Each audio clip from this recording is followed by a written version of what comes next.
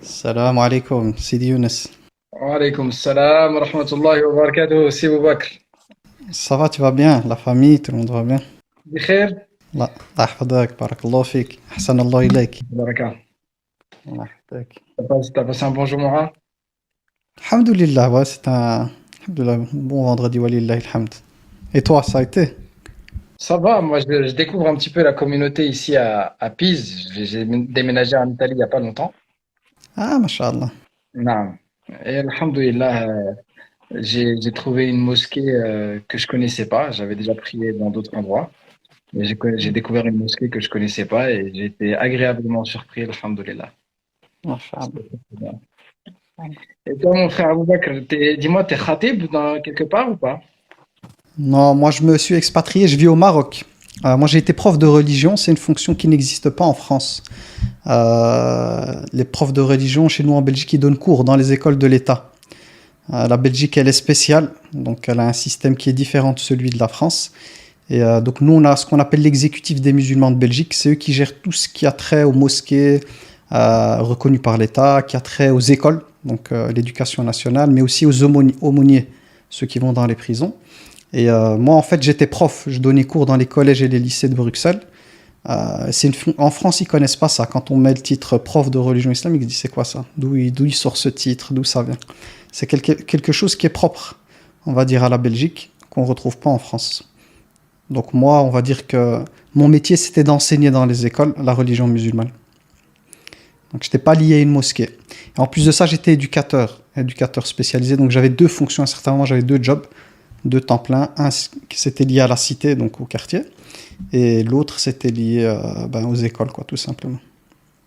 C'est un autre monde. C'est un monde différent de celui des mosquées. Non, ça c'est sûr.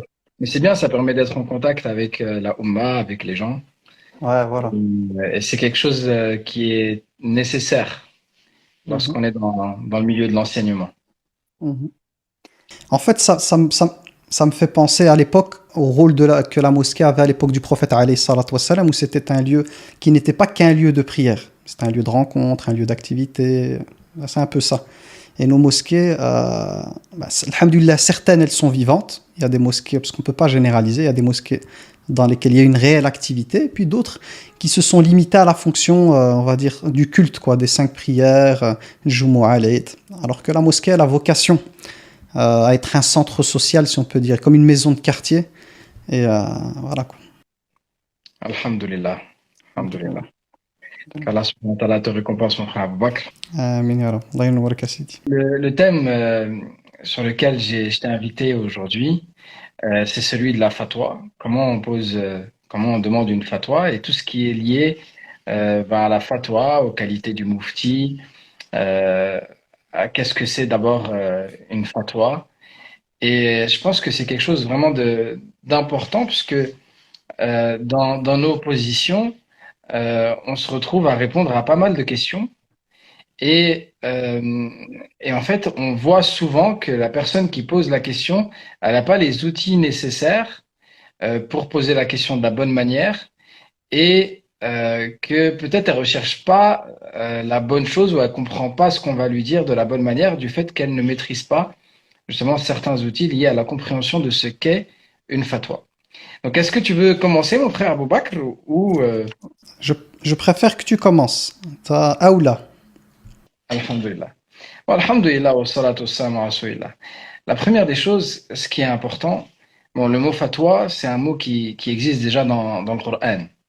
Allah subhanahu wa ta'ala dit wa yastaftunak et il te demande fatwa. Donc, l'un des rôles du prophète, alayhi salatu wassalam, c'était le fait qu'il était mufti. Donc, qu'est-ce que la fatwa? La fatwa, c'est le fait pour une personne d'écouter l'interlocuteur et ensuite d'aller chercher dans ce qu'il a comme connaissance religieuse parmi les avis des savants pour ensuite donner à l'interlocuteur une réponse à sa question en fonction de son contexte, de son époque, donc contexte c'est l'époque, le lieu, et sa situation. Donc, une fatwa, ce n'est pas juste la réponse à une question de science. Le fatwa, c'est tanzil ou hukm. C'est le fait de appliquer la règle. Et appliquer la règle, ce n'est pas la même chose qu'enseigner la règle. C'est pourquoi beaucoup de personnes ont la capacité d'enseigner, mais ils n'ont pas pour autant la capacité de émettre une fatwa, c'est-à-dire de prendre en le contexte de la personne et d'aller chercher ce qui lui correspond comme réponse. Et ça, c'est vraiment important de le comprendre. Il y a une différence entre une question de science qu'on va poser à une personne et la réponse qu'elle va nous donner, et la mise en application de cette science et de ce savoir à une personne dans un contexte particulier. C'est pourquoi souvent le mufti va être poussé à poser des questions sur la situation de la personne lorsque la personne interroge. Et celui qui est entraîné, eh bien, il va chercher, il va creuser. Et peut-être que la question qui lui est posée, il va réaliser que c'est pas la vraie question à laquelle la personne cherche une réponse. Et donc, il va poser une autre question. Et finalement, il va peut-être répondre à une autre question que celle qui a été posée. Donc ça, c'est important de le comprendre. La fatwa, ce n'est pas un jugement. Ce n'est pas un qada. Ce n'est pas un jugement. Ce n'est pas émis par un juge. La différence principale entre la fatwa et le qada, c'est que la fatwa, lorsqu'elle est émise, il n'y a pas obligation de l'appliquer pour celui qui la demande. Si moi je réponds à une personne ici sur une question donnée, elle n'est pas dans l'obligation, elle, de mettre en pratique ma réponse. Et elle a tout à fait le choix et la possibilité d'aller demander à une autre personne qui va peut-être lui répondre quelque chose de plus adapté d'ailleurs, ou moins, ou une autre réponse d'un autre avis, et d'appliquer autre chose. Alors qu'un jugement, le qada, eh bien, c'est émis par un juge, et donc ça va avoir la fonction d'obligation. Quand il y a un qada, c'est-à-dire que c'est le juge qui tranche et qui donne qui prend une décision, eh bien là la mise en application devient obligatoire. De l'obéissance au juge dans le fait qu'il donne, il tranche selon le Coran et la Sunna, mais aussi dans le fait qu'il représente l'autorité. Puisque le juge, en tant que qadi, il est représentant de l'autorité. Au Maroc, par exemple, de Amir al-Mu'minin, du roi du Maroc. Donc le juge, il représente l'autorité. Et donc on doit obéissance à l'autorité dans ce qu'elle va nous prononcer comme jugement, avec science tirée du Coran, de la Sunna et des sources différentes qui peuvent exister, de la jurisprudence et de la loi qui a été établie dans le pays. Donc, il y a une différence entre la fatwa et l'enseignement, et il y a une différence entre la fatwa et le jugement. Et ça, c'est important, mes frères et sœurs, donc, de le comprendre. On entend souvent, là, par exemple, actuellement, il est question de ce qui s'est passé avec Salman Rushdie qui s'est fait poignarder. Et on entend le mot fatwa qui sort à tue-tête dans les médias. Fatwa, une fatwa qui a été émise en Iran, etc., etc. Et on a l'impression que une fatwa, c'est une sentence de mort, en fait. Non. Une fatwa, c'est une question religieuse posée par une personne en particulier et une réponse qui est donnée à cette personne en particulier. Est-ce qu'on peut prendre une fatwa qu'on a écoutée et la généraliser? Non. Non, on ne peut pas. À la différence d'une règle religieuse qui est enseignée, et nous, on va essayer de la mettre en application dans notre vie, une fatwa qui est donnée à une personne dans son contexte, pour elle, on n'a pas le droit, sans savoir, sans science, de la prendre et ensuite d'aller l'appliquer et de l'enseigner aux gens comme étant l'enseignement de la religion et ce qui doit être enseigné de la religion. Ainsi, il y a des pratiques, moi personnellement, que je trouve qui sont des pièges, qui peuvent être des pièges pour les personnes qui sont mises en avant, comme toi et moi, mon frère Aboubakr, et qui sommes sur les réseaux sociaux. C'est le fait de répondre comme ça en direct parfois à des gens qui nous posent des questions sans aller en profondeur, être pris un petit peu, tu sais, dans l'empressement de la réponse, sans aller en profondeur et sans poser les questions qu'il faut à la personne. Et si, en fait, c'est aussi du fait qu'on n'a pas la personne devant nous. Parce qu'il y a énormément de choses que l'on peut comprendre juste en regardant la personne. Comment elle est habillée, les gestes qu'elle fait, ce que son langage euh, qui n'est pas verbal exprime. Et le langage non verbal, c'est 70% ou plus de ce qu'on peut exprimer. Donc, tout ça, on l'a pas lorsqu'on est derrière un écran et qu'on a une personne invisible et anonyme derrière qui va poser une question. Je vais donner un exemple. Une personne, par exemple, qui appelle et qui dit, voilà, moi, je me suis converti à l'islam euh, et mon mari, il n'est pas musulman. Comment je fais? Eh bien, si tu creuses pas la question, tu risques de faire une catastrophe. La personne, il faut voir, t'es converti depuis quand? Si elle s'est convertie hier et que tu lui dis tu quittes ton mari, elle risque de quitter l'islam tout de suite. Tu vois? T'es converti depuis quand? Où est-ce que tu en es dans ta foi? Où est-ce qu'il en est, ton mari, dans le cheminement? Et ensuite, vis-à-vis de cette situation, tu vas regarder parmi les paroles des savants et peut-être soit tu vas répondre, soit tu vas orienter vers quelqu'un. Mais si tu es juste dans l'enseignement de la règle comme ça générale, et que tu transmets l'avis majoritaire sans faire attention, eh bien, tu risques de causer une catastrophe qu'Allah Azza wa Jal nous en préserve. Et le piège pour ceux qui écoutent, c'est de penser que puisqu'il y a une réponse à une question qui a été donnée, eh bien, c'est la même réponse qui s'applique à eux dans leur situation. Alors que peut-être que non, que celui qui a écouté la question, il a remarqué des choses, la personne qui a répondu à la fatwa, le mufti, il a entendu des choses que la personne qui a ensuite écouté de l'autre côté, elle n'a pas perçu. Et que lui, dans son savoir, il a répondu d'une manière particulière à cette personne-là. Et que c'est pas quelque chose qui peut être appliqué à tout le monde. Donc il y a ce piège aussi. Les questions-réponses des imams sur Internet ne sont pas des cours de religion dans lesquels on doit, c'est pas le cursus normal en fait pour apprendre sa religion. Donc ça, il faut en être conscient. Et je vais m'arrêter là, Inch'Allah Ta'ala, et je te donne la parole, mon cher frère, pour compléter et commenter, si tu veux, ce que je viens de dire. بسم الله الرحمن الرحيم والصلاة والسلام على أشرف الأنبياء والمرسلين سيدنا ونبينا محمد وعلى آله وصحبه أجمعين. Alors pendant que tu parlais, tu m'as rappelé un compagnon. Je ne sais plus si c'est Ibn Abbas ou quelqu'un d'autre, mais il y a un récit qui est rapporté de lui où il aurait émis deux avis différents pour une même question. À savoir, c'était la première personne, elle posait la question هل للقاتل من توبة? Est-ce que celui qui tue une personne, qui commet le meurtre, peut se repentir?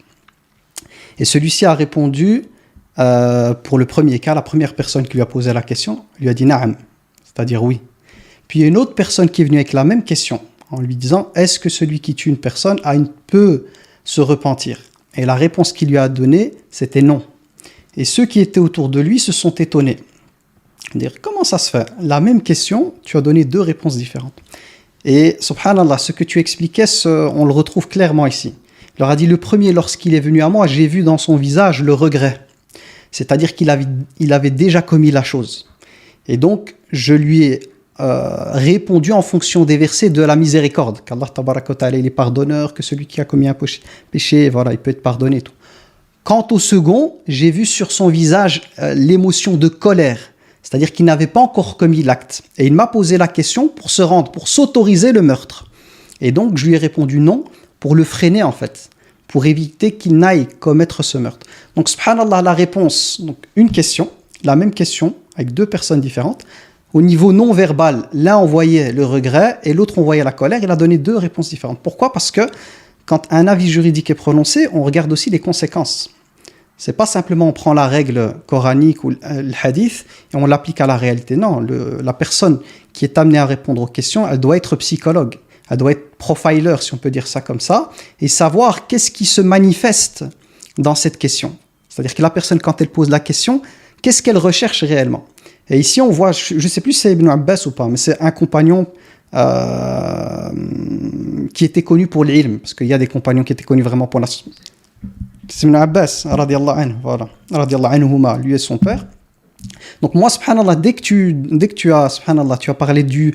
Parce qu'à un certain moment, tu parlais du non-verbal et tout ça, et automatiquement, donc, mon cerveau, il a été là. La deuxième chose que je voulais souligner par rapport à ça, c'est que, moi, c'est comme ça que je l'explique pour faciliter la compréhension.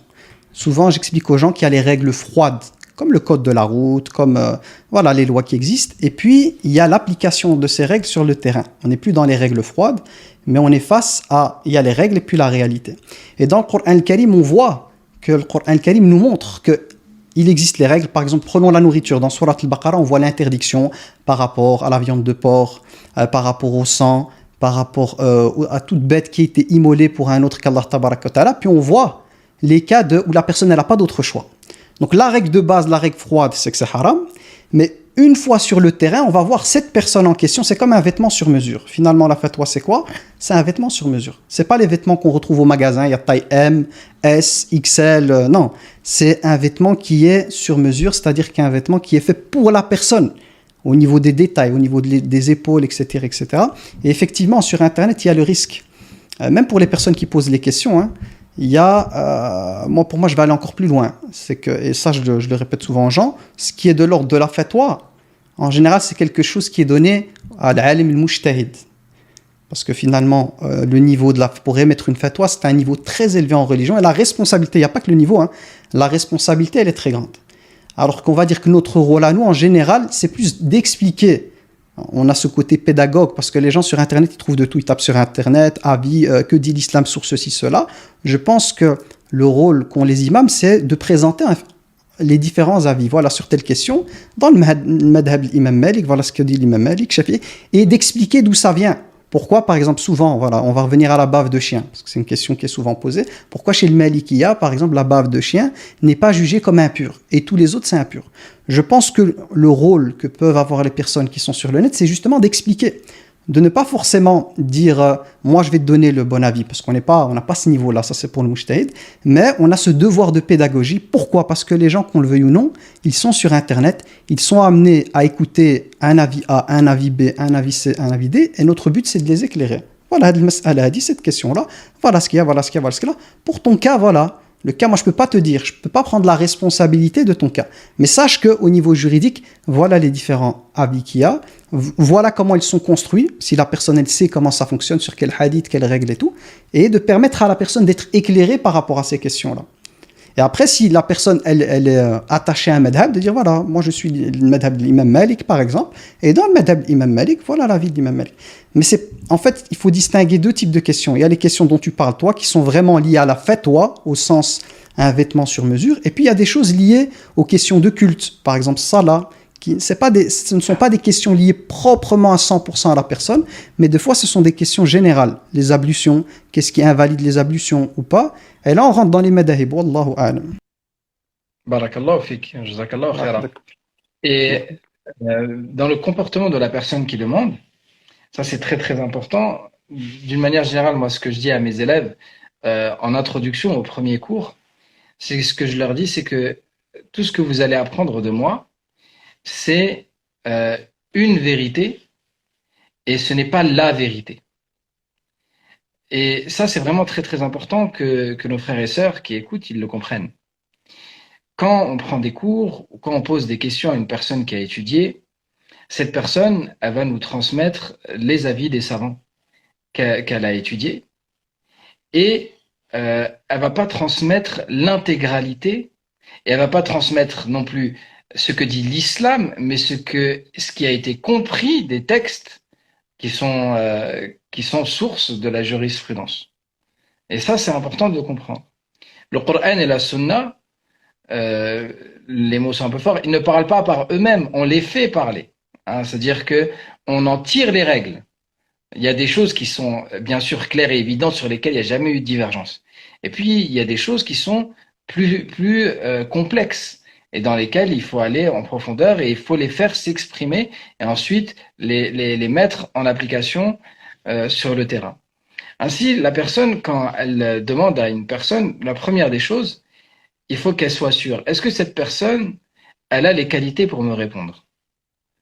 Si je vais poser une question à quelqu'un, est-ce que vraiment c'est une personne reconnue comme étant une personne à la fois de bon caractère, qui n'est pas connue pour de la perversion ou pour faire des péchés euh, ouvertement?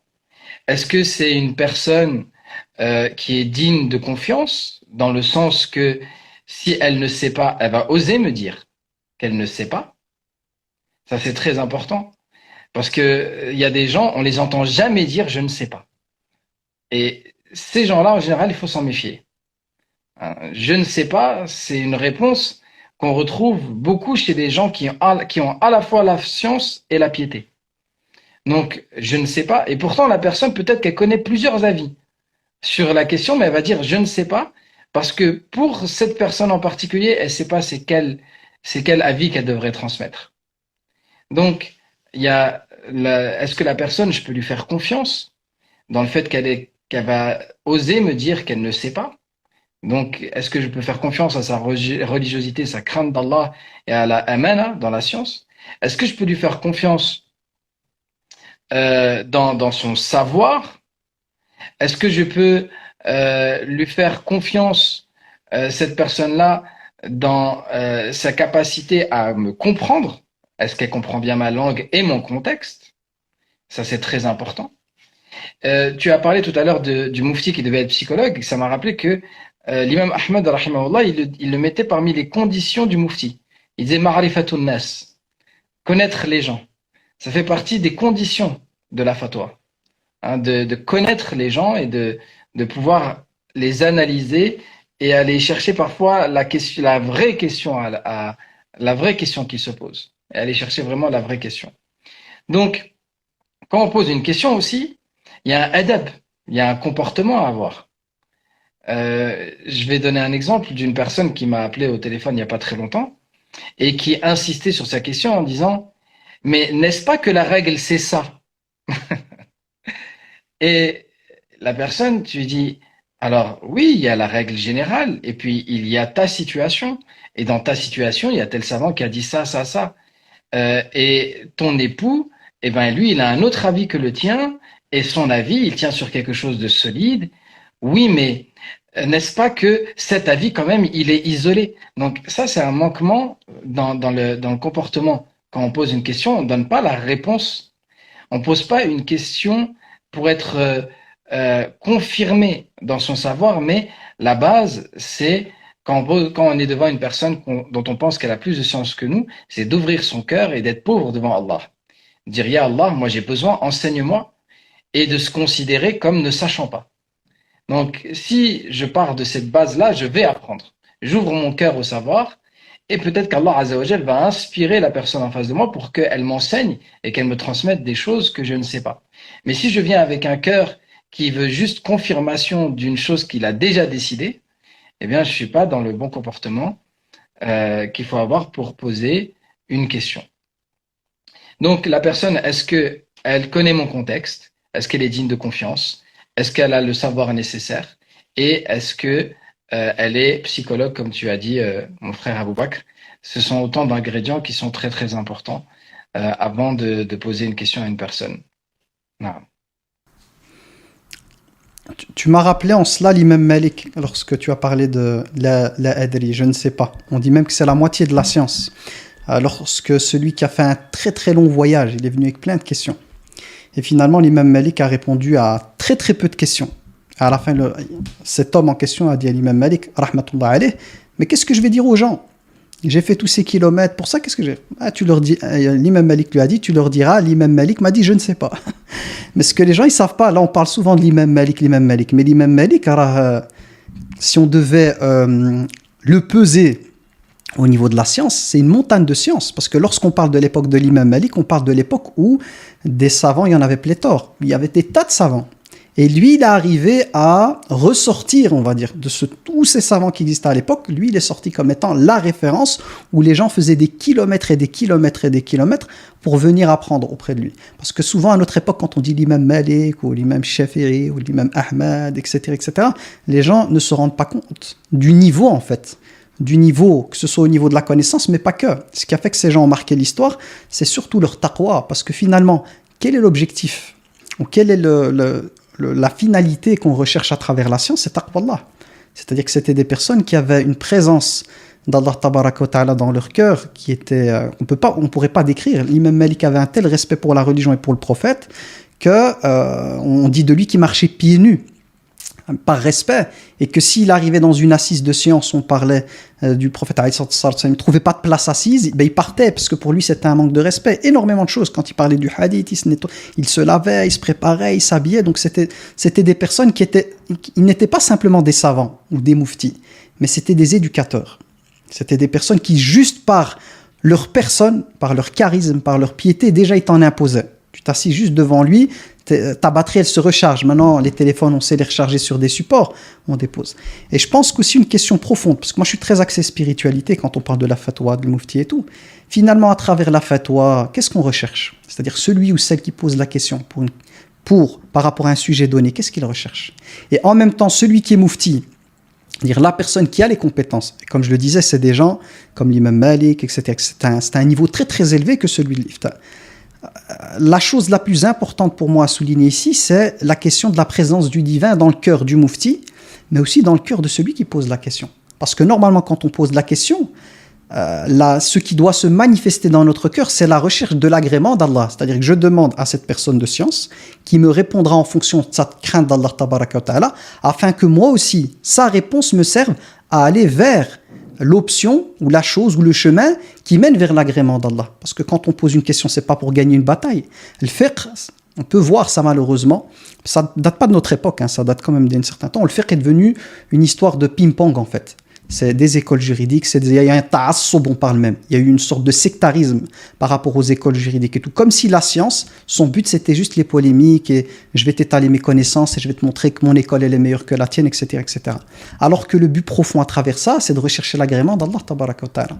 Donc moi, mon appel profond, et c'est vraiment l'essence de notre religion, c'est de ne pas oublier que ce soit les personnes sur Internet qui répondent, que ce soit les vraies personnes, on va dire, qui ont les compétences de l'ijtihad. Quand je dis les vrais, c'est ceux qui ont donné leur vie. Pour atteindre le niveau de l'imam Malik, c'est impossible à notre époque.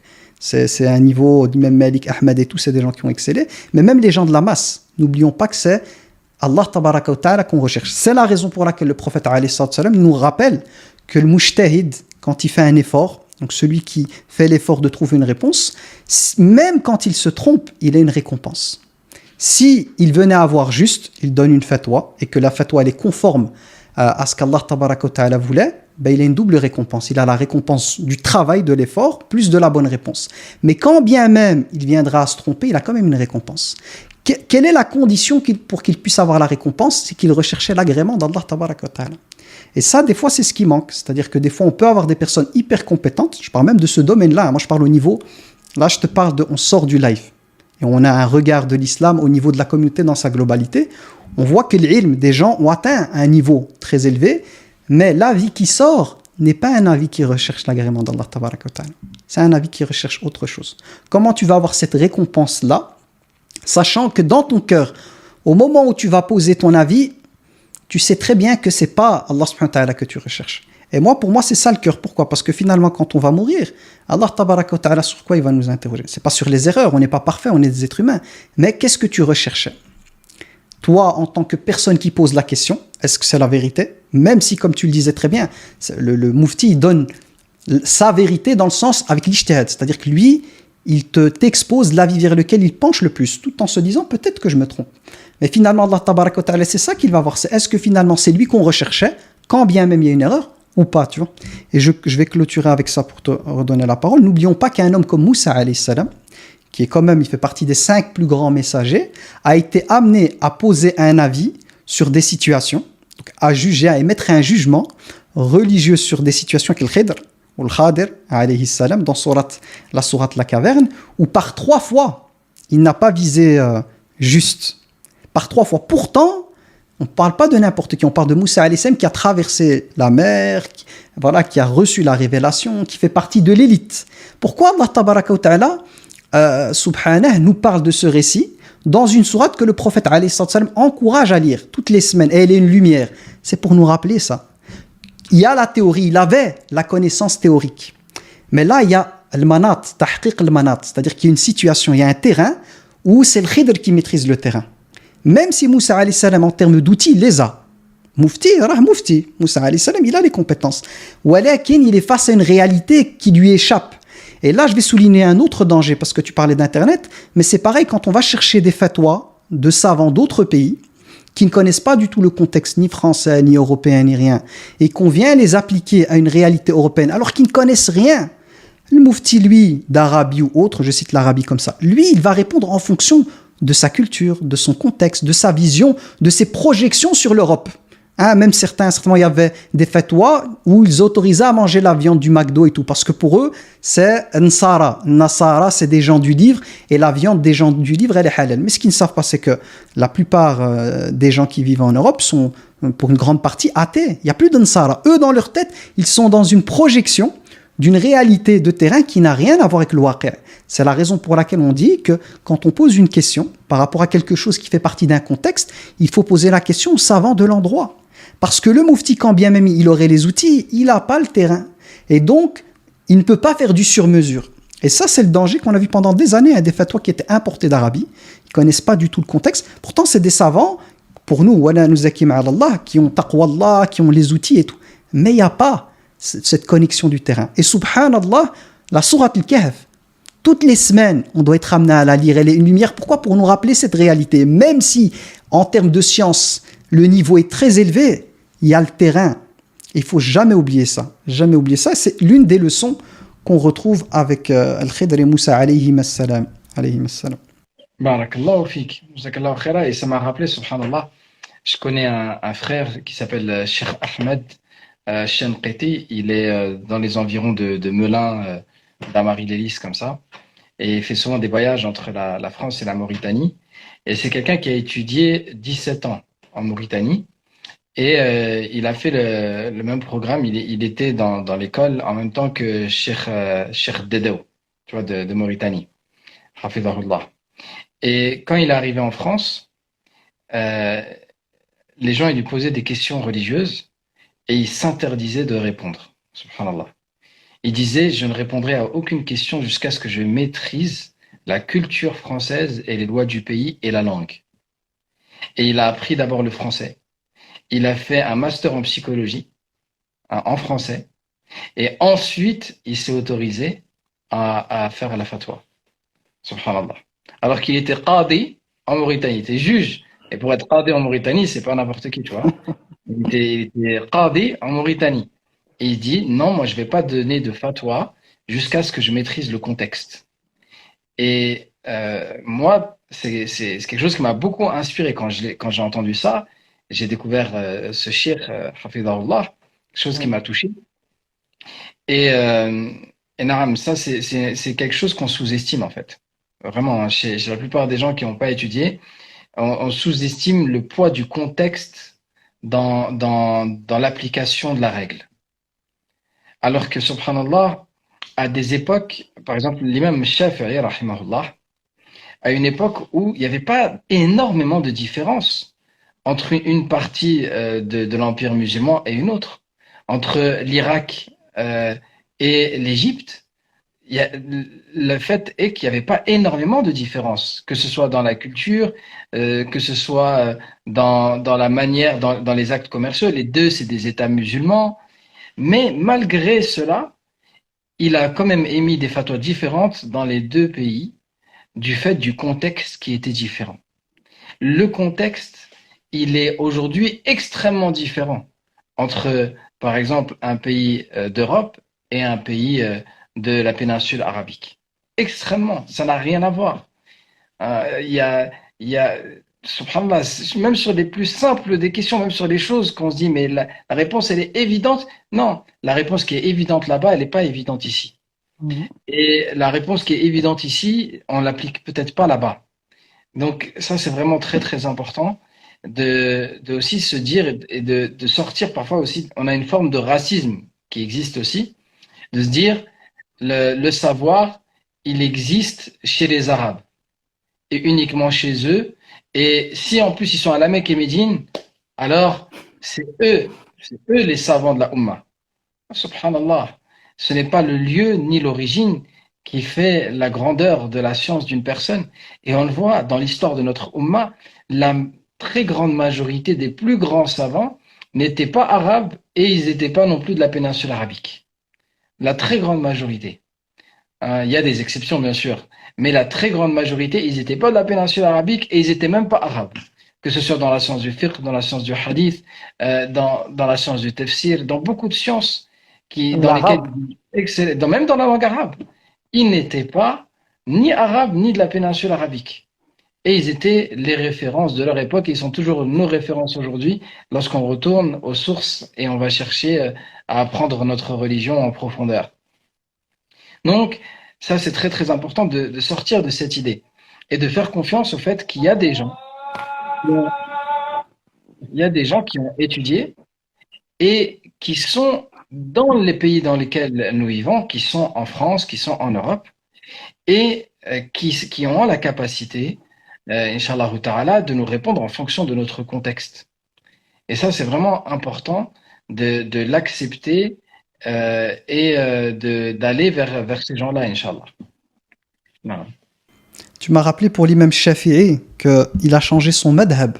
Madhab al-qadim ou al-jadid. Madhab, c'est-à-dire qu'il n'a pas simplement changé ses questions. Même le madhab, on parle même de méthodologie qu'il avait pour montrer à quel point la science de le fiqh, c'est quelque chose qui est en mouvement.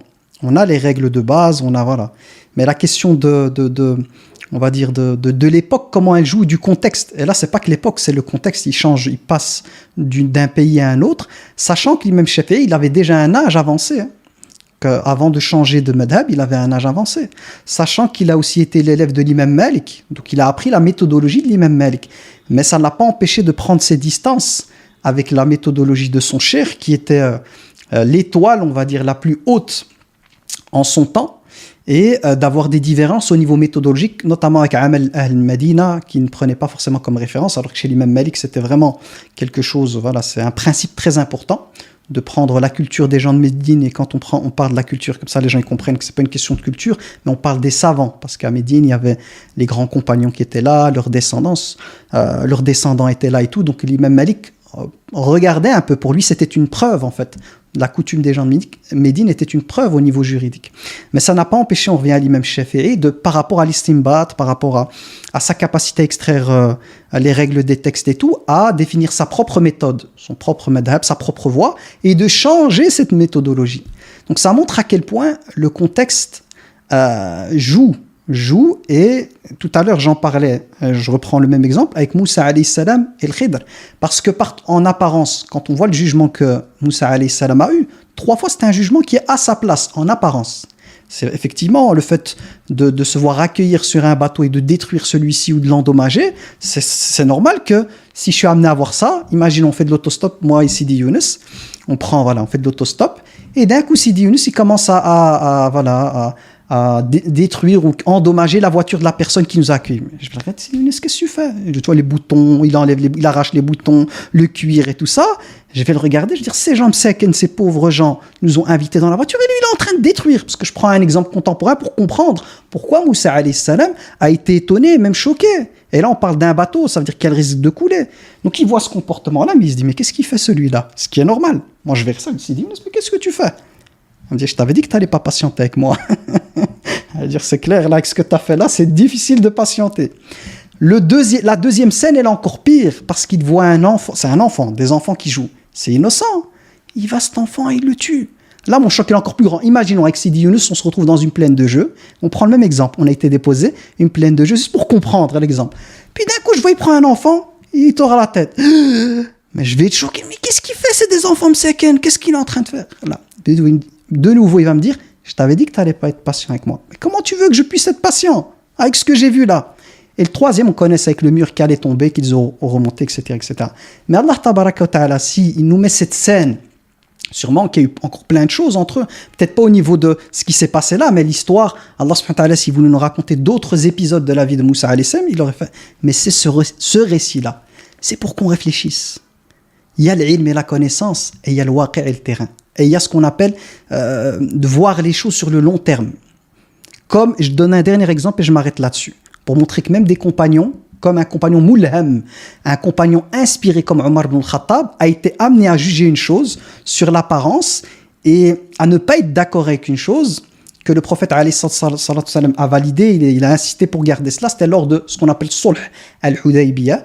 C'est lorsque les compagnons du prophète alayhi sallam ont été amenés en fait à faire le Umrah et ils ont été empêchés parce que c'était une honte si les Qurayshites avaient accepté que le prophète alayhi sallam et les compagnons rentrent à Médine faire le Umrah. C'était pendant une période où la guerre elle était interdite. On parle des 4 mois sacrés où la guerre elle est interdite entre eux. Donc il a été empêché. Et puis ce qui s'est passé, c'est que voilà, il y a eu des émissaires qui ont été envoyés, notamment Uthman ibn Affan. Et finalement, Uthman a tellement tardé, radiallahu anhu, que le prophète alayhi sallam a pensé qu'il lui avait peut-être fait quelque chose. Donc il y a eu une bay'a. Les gens qui étaient avec le prophète alayhi sallam avaient bay'a ils étaient prêts à, on va dire, à défendre, pas défendre Uthman parce qu'ils pensaient qu'il était mort, mais voilà, à être solidaire vis-à-vis de Uthman. Je rentre pas dans les détails parce qu'on est sur Instagram, etc., etc. Donc qu'est-ce qui se passe? C'est qu'à un certain moment, il y a on va dire des émissaires qui ont été envoyés au prophète alayhi sallam parmi les Qurayshites, et il y a eu un accord, après beaucoup de discussions, un accord pour signer un traité de paix. Et dans ce traité, il y avait beaucoup de conditions qui étaient contre les musulmans. Tout allait du côté des gens de Quraysh. Et Omar ibn Khattab, il a vu ça, il n'a pas pu, il s'est dit, mais c'est quoi ça? Là, c'est de l'humiliation. Ce qu'on est en train de voir ici dans le contrat, ça va, ils ont tiré toute la couverture vers eux. Et quoi? Nous, on est à l'al-haq, on est sur la vérité. Ils sont sur le batil, sur le faux. Comment on peut accepter une telle humiliation? Donc, il a été chez le prophète, alayhi sallam. Et il lui a dit, Ya Rasulallah, est-ce qu'on n'est pas sur la vérité? Il a dit, bien sûr. Est-ce qu'ils ne sont pas sur le faux? Bien sûr. Alors, comment on peut accepter une telle humiliation? Le prophète lui a dit, c'est comme ça, alayhi salatu wassalam. Ça, le travail, vous connaissez le caractère d'Omar radiallahu anhu. Il est comme ça, quand il y a une vérité, quoi, voilà, il a essayé de négocier. Il a été chez Abu Bakr as-Siddiq, radiallahu anhu. Il lui a dit, est-ce qu'on n'est pas sur la vérité? Il a dit oui. Est-ce qu'ils ne sont pas sur le faux? Il lui a dit oui. Comment on peut accepter une telle humiliation? Il a dit, c'est le messager d'Allah. S'il le dit. Et subhanallah, Allah tabaraka wa ta'ala a fait ce pacte de paix qui en apparence était vu comme un mal. Omar ibn Khattab, c'est comme ça qu'il l'a vu. En apparence, c'était un mal. Ça a permis, c'est ça qui a permis. Ça a été on va dire ce qui a ouvert en fait cette possibilité au prophète alayhi sallam compagnon de faire la da'wa. Et ça a été le vrai fath, la vraie ouverture. Ça a été à ce moment-là. Et quelques années, je sais plus, je pense que c'est 2 années, wallahu a'lam. 2 années après ça, ils ont ils ont cassé le pacte. Le pacte a été cassé. Et c'est là où le prophète a libéré la Mecque. Il est arrivé avec un nombre de compagnons impressionnant. Et on dit que Omar ibn Khattab n'a pas regretté une chose aussi fortement que le fait de s'être un peu opposé à cela. Mais de nouveau, le prophète alayhi sallam, qu'est-ce qu'il regardait? Il regardait le long terme. C'est le messager d'Allah. Oh, c'est vrai qu'ici et maintenant, c'est difficile de signer ce pacte. On va devoir y laisser du nôtre. Mais sur le long terme. Donc ça, c'est pour méditer. Là, on parle de Omar ibn Khattab qui avait les compétences du mufti. Il était mulham. Des fois, il disait des choses et le Coran validait. Pas mal de fois, Omar ibn Khattab s'est mis à parler. Il a dit des choses par rapport à un avis, ijtihad. Et le Coran est venu valider l'avis d'Omar ibn Khattab, radiyallahu anhu. Mais ici, Allah subhanahu wa ta'ala nous donne des leçons pour nous dire que des fois on ne comprend pas. Des fois les savants ils donnent des avis et tout, on ne comprend pas parce que nous on regarde maintenant. Ouais, mais pourquoi ils disent ça? Mais on ne comprend pas, c'est quoi ça? Une autre religion? Mais non. Lui il voit loin, il n'a pas notre cerveau à nous. Lui, à l'époque on parlait de Pentium. Maintenant c'est des Mac, je sais pas quoi, M2, M1, là on parle d'M2. Alors lui c'est un M2 Pro. Alors Allah subhanahu wa ta'ala, ces gens-là, surtout quand ils ont cette sincérité, Allah subhanahu wa ta'ala, avec leur science, il leur inspire. C'est pour ça qu'il ne faut pas se permettre. Quand un alim, il fait l'effort de donner un avis, les gens de la masse, comme nous, il faut se mettre en profil bas. Moi, je ne connais pas. C'est lui qui est responsable de ce qu'il dit. Et c'est avec le temps qu'on voit. Quand le temps passe, le brouillard il est dissipé. C'est là où on voit la sagesse d'une chose. Mais au moment même, et je rappelle, je finis avec ça, c'est comme Cheikh Abu Ishaq al-Huwaini. Il n'a pas voulu s'exprimer. Quand il y a eu le fawda en Égypte et tout ça, il y a eu toutes les choses qui sont passées. Il y a beaucoup de savants qui sont empressés de proclamer, de donner des avis. Fatwa, on parlait de fatwa. Plein de savants qui ont émis des fatwas. Lui, non. Il est resté comme ça, surtout avec ce qui s'est passé là-bas en Égypte. Et il n'a pas voulu parler. Et on lui a reproché cela. Subhanallah, celui qui veut pas se hâter, on lui a reproché. Moi, j'ai vu plein d'émissions là-dessus, où il s'est même expliqué. Il n'a pas voulu s'empresser. Et il leur a rappelé l'état des compagnons. Quand les compagnons, il y a eu le fitna entre les compagnons. Il y a eu des choses qui sont passées entre les compagnons de fitna. Il y a des compagnons qui n'ont pas voulu participer. C'est-à-dire qu'il y avait le brouillard, ils n'ont pas voulu ni à droite ni à gauche. Ils ont pris de la distance et ils se sont mis à voir en attendant que le brouillard se dissipe pour se positionner. Et c'est ce qu'il leur a expliqué. Et ce qui s'est passé, c'est que, subhanallah, il y a 1 an ou 2 ans, 3 ans, ces imams qui avaient donné un avis à un certain moment, ils se sont retrouvés dans des meshakil, aux tribunaux, pour pouvoir, ouais, mais t'avais dit dans telle vidéo ça, t'avais dit ça, t'avais dit ça, t'avais dit ça. Alors que Cheikh Abu Ishaq al-Huwaini, lui, subhanallah, ils l'ont pas convoqué. Les autres, on les a convoqués. Pourquoi? Parce que c'est le hikmah. Allah subhanahu wa ta'ala, il donne. Donc, des fois, il faut pas se hâter à juger tel savant, tel savant, tel savant. Lui, quand il parle, à partir du moment où son cœur est animé par taqwallah, il le fait avec science, avec sagesse, et il voit pas les choses comme nous. Et ça, Allah subhanahu wa ta'ala, il donne à qui il veut. Wallahu a'lam. Smahna Sidi Younes. Le moteur, il a démarré, le diesel l'a démarré, donc il faut... C'est très bien. Moi, je profite de ça. Barakallah fik. Allah yahfazak. Est-ce qu'on prend quelques questions, mon frère Abou Bakr? تفضل سيدي أنت هو الأمير هنا. Alors, s'il y en a qui veulent monter sur le live, marhaba. On va donner priorité à ceux qui montent en vidéo. Et sinon, vous avez la boîte à questions dans laquelle vous pouvez poser vos questions, Inch'Allah.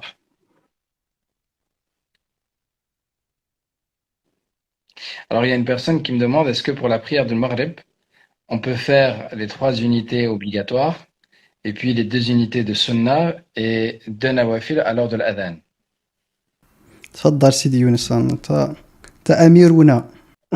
Alhamdulillah, wassalatu wassalamu ala rasulillah. Alhamdulillah, à partir du moment où on a passé la salat al-Maghrib, et donc on n'est plus entre le temps de l'Asr et le Maghrib, eh bien, on peut faire autant de prières surrogatoires qu'on le souhaite, Inch'Allah ta'ala. Et il y a des hadiths qui nous parlent d'un nombre particulier d'unités de prière qui seraient soit parmi les rawatib, vraiment les sunan que le prophète alayhi sallam faisait très très régulièrement, soit qui sont cités en tout cas comme des motivations à faire. Donc il est question de 2 rak'at après salat al-maghrib, où il y a aussi un hadith, même s'il est daïf, qui indique l'idée de faire 6 unités de prière après salat al-maghrib, donc 3 fois 2 rak'at, sans perdre les ablutions entre elles et sans dire de paroles futiles et de paroles de désobéissance à Allah tabaraka wa ta'ala, et ce qu'on appelle on l'appelle salatul awwabin dans le jargon des fuqaha. Donc voilà, ça fait partie des prières surrogatoires qu'on peut faire, mais on peut prier autant qu'on veut de nawafil entre le maghrib et la isha, incha'Allah. Bon, tu as quelque chose à rajouter, mon frère Abou Bakr? Alhamdulillah. Il n'y a rien à Allah يبارك. Baraka. Alors, on va prendre, il y a des personnes qui veulent monter sur le live. Salam alaikum, le prophète Nuh a vécu 900 ans. Comment est-ce possible? Marhaban, Cheikh Abou Bakr. Bismillahirrahmanirrahim, wa salatu wa salam wa rasulillah wa ala alihi wa sahbihi wa man wala. Alors, premièrement, c'est pas 900 ans, il a vécu plus de 950 ans. Alors, j'aime ce genre de questions, elle est intéressante parce que c'était des questions qu'on posait déjà avec vous savez, les collégiens et les lycéens, ils ont beaucoup de questions comme ça. Ce qu'il faut savoir, c'est que le vieillissement est quelque chose qui est programmé. On retrouve ça même dans le domaine informatique avec l'obsolescence programmée. C'est-à-dire qu'on est capable de programmer quelque chose pour amener la machine à tomber en panne. D'ailleurs, vous savez qu'il y a certaines maladies où certaines personnes, leur corps ne change pas beaucoup. J'en ai vu un, Mabombo, je crois qu'il s'appelle, ou je sais plus, quelqu'un en Afrique. C'est quelqu'un qui a 30 ans, mais il a encore l'apparence d'un enfant de 5-6 ans. Donc, ce qu'il faut comprendre ici au niveau, les gens ils font beaucoup l'erreur, ils pensent que Nuh alayhi salam, quand il avait 300 ans, c'était un vieux monsieur, il est resté comme ça vieux. Non, le vieillissement c'est un processus, ça suit une programmation intérieure. Allah tabaraka wa ta'ala, c'est lui qui programme les cellules et qui amène ces cellules à vieillir selon une vitesse voulue par lui. D'ailleurs, les scientifiques, ils essayent de travailler dessus, ils essayent de trouver une méthode par laquelle ils peuvent ralentir. D'ailleurs, je vous parle même d'études très intéressantes par rapport à ce siyam, et notamment jeûner 2 jours semaine. Il y a des études, j'ai vu une émission par rapport à ça, où ils ont fait des expériences notamment avec des rats, où par le fait de jeûner, ce jeûne intermittent, etc., on pouvait ralentir le processus de vieillissement de 20 ou 30, je ne sais plus exactement combien de pourcents. Donc ici, pour répondre à la personne, c'est qu'il faut comprendre qu'à l'époque, il y avait une baraka telle que tout ce qu'on connaît nous aujourd'hui en matière d'accélération du vieillissement ou quoi, c'est une propriété, c'est quelque chose qui est lié à la chimique, qui est lié au pouvoir divin. Et c'est lui qui détermine la rapidité avec laquelle les choses elles sont amenées à faner. Et je vous donne un dernier exemple. Il faut savoir que les pommes, prenez une pomme sur laquelle il y a beaucoup de pesticides. Laissez-la dans à la maison déposée là, et prenez une pomme bio. Vous allez voir que la pomme bio, elle se dégrade beaucoup plus rapidement que l'autre. Moi, j'avais des pommes, je vous promets, le packaging, il est magnifique. Hein. L'enveloppe, elle est, tu dis, Leiberg, mais elle est remplie de pesticides. Et la pomme, elle pouvait tenir 1 mois intacte. Donc, c'est important de comprendre que quand on parle de choses comme ça, il y a des principes. C'est que nous, on a une conviction que ceci est le haqq, que c'est la vérité. Si Allah tabaraka wa ta'ala parle de plus de 950 ans, pour nous, c'est la vérité absolue. Après, la science, il ne faut pas utiliser la réalité scientifique de maintenant pour avoir un jugement sur une chose du passé. Parce que, comme je l'ai expliqué, les choses changent avec le temps et celui qui programme les choses, c'est Allah tabaraka wa ta'ala. Je vais aller encore plus loin. Si une personne, elle est étonnée que Moussa alayhi salam a vécu 950 ans, n'est-elle pas étonnée que Ibrahim alayhi salam a été jeté dans le feu sans être brûlé? Le feu, ça brûle, oui ou non? Oui, ça brûle. Qu'est-ce qui a fait que pour Ibrahim alayhi salam, ça n'a pas été le cas? Celui qui a créé le feu a changé le paramètre. Une exception, comme en informatique, on met des exceptions dans les programmes. Pour Ibrahim, soit bardan wa salaman, tout simplement. Pareil pour le bâton de Moussa alayhi salam. Prenez n'importe quel bâton au monde, vous pouvez le jeter 1 million de fois, ça resterait un bâton.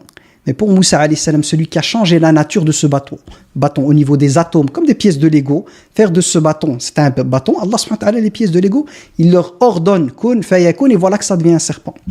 Donc ça, voilà, wallahu alam, Sidi Younes, si tu dois rebondir ou rajouter, ça fait dans le mashkour.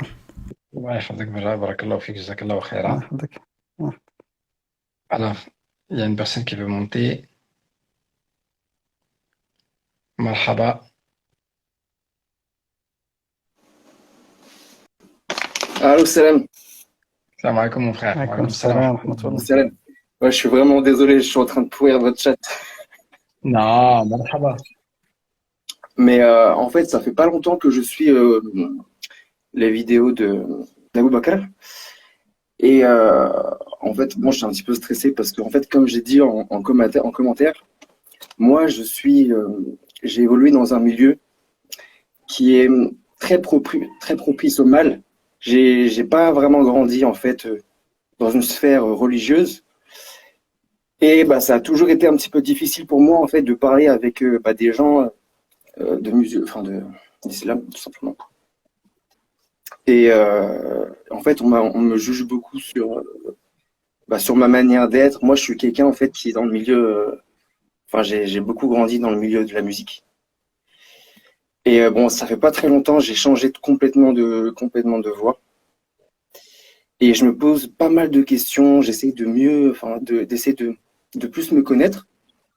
Et en fait, je suis tombé donc du coup sur les vidéos d'Abou Bakr qui, j'ai vu en fait qu'il était hypersensible et qu'il parlait beaucoup avec le cœur. Et moi, en fait, par exemple, quand j'étais adolescent, que j'allais à la mosquée de temps en temps, c'était un peu difficile pour moi parce que les gens, ils sont là pour faire la prière et ils repartent direct. Et j'avais pas de proximité avec les gens en fait, pour parler avec le cœur quoi.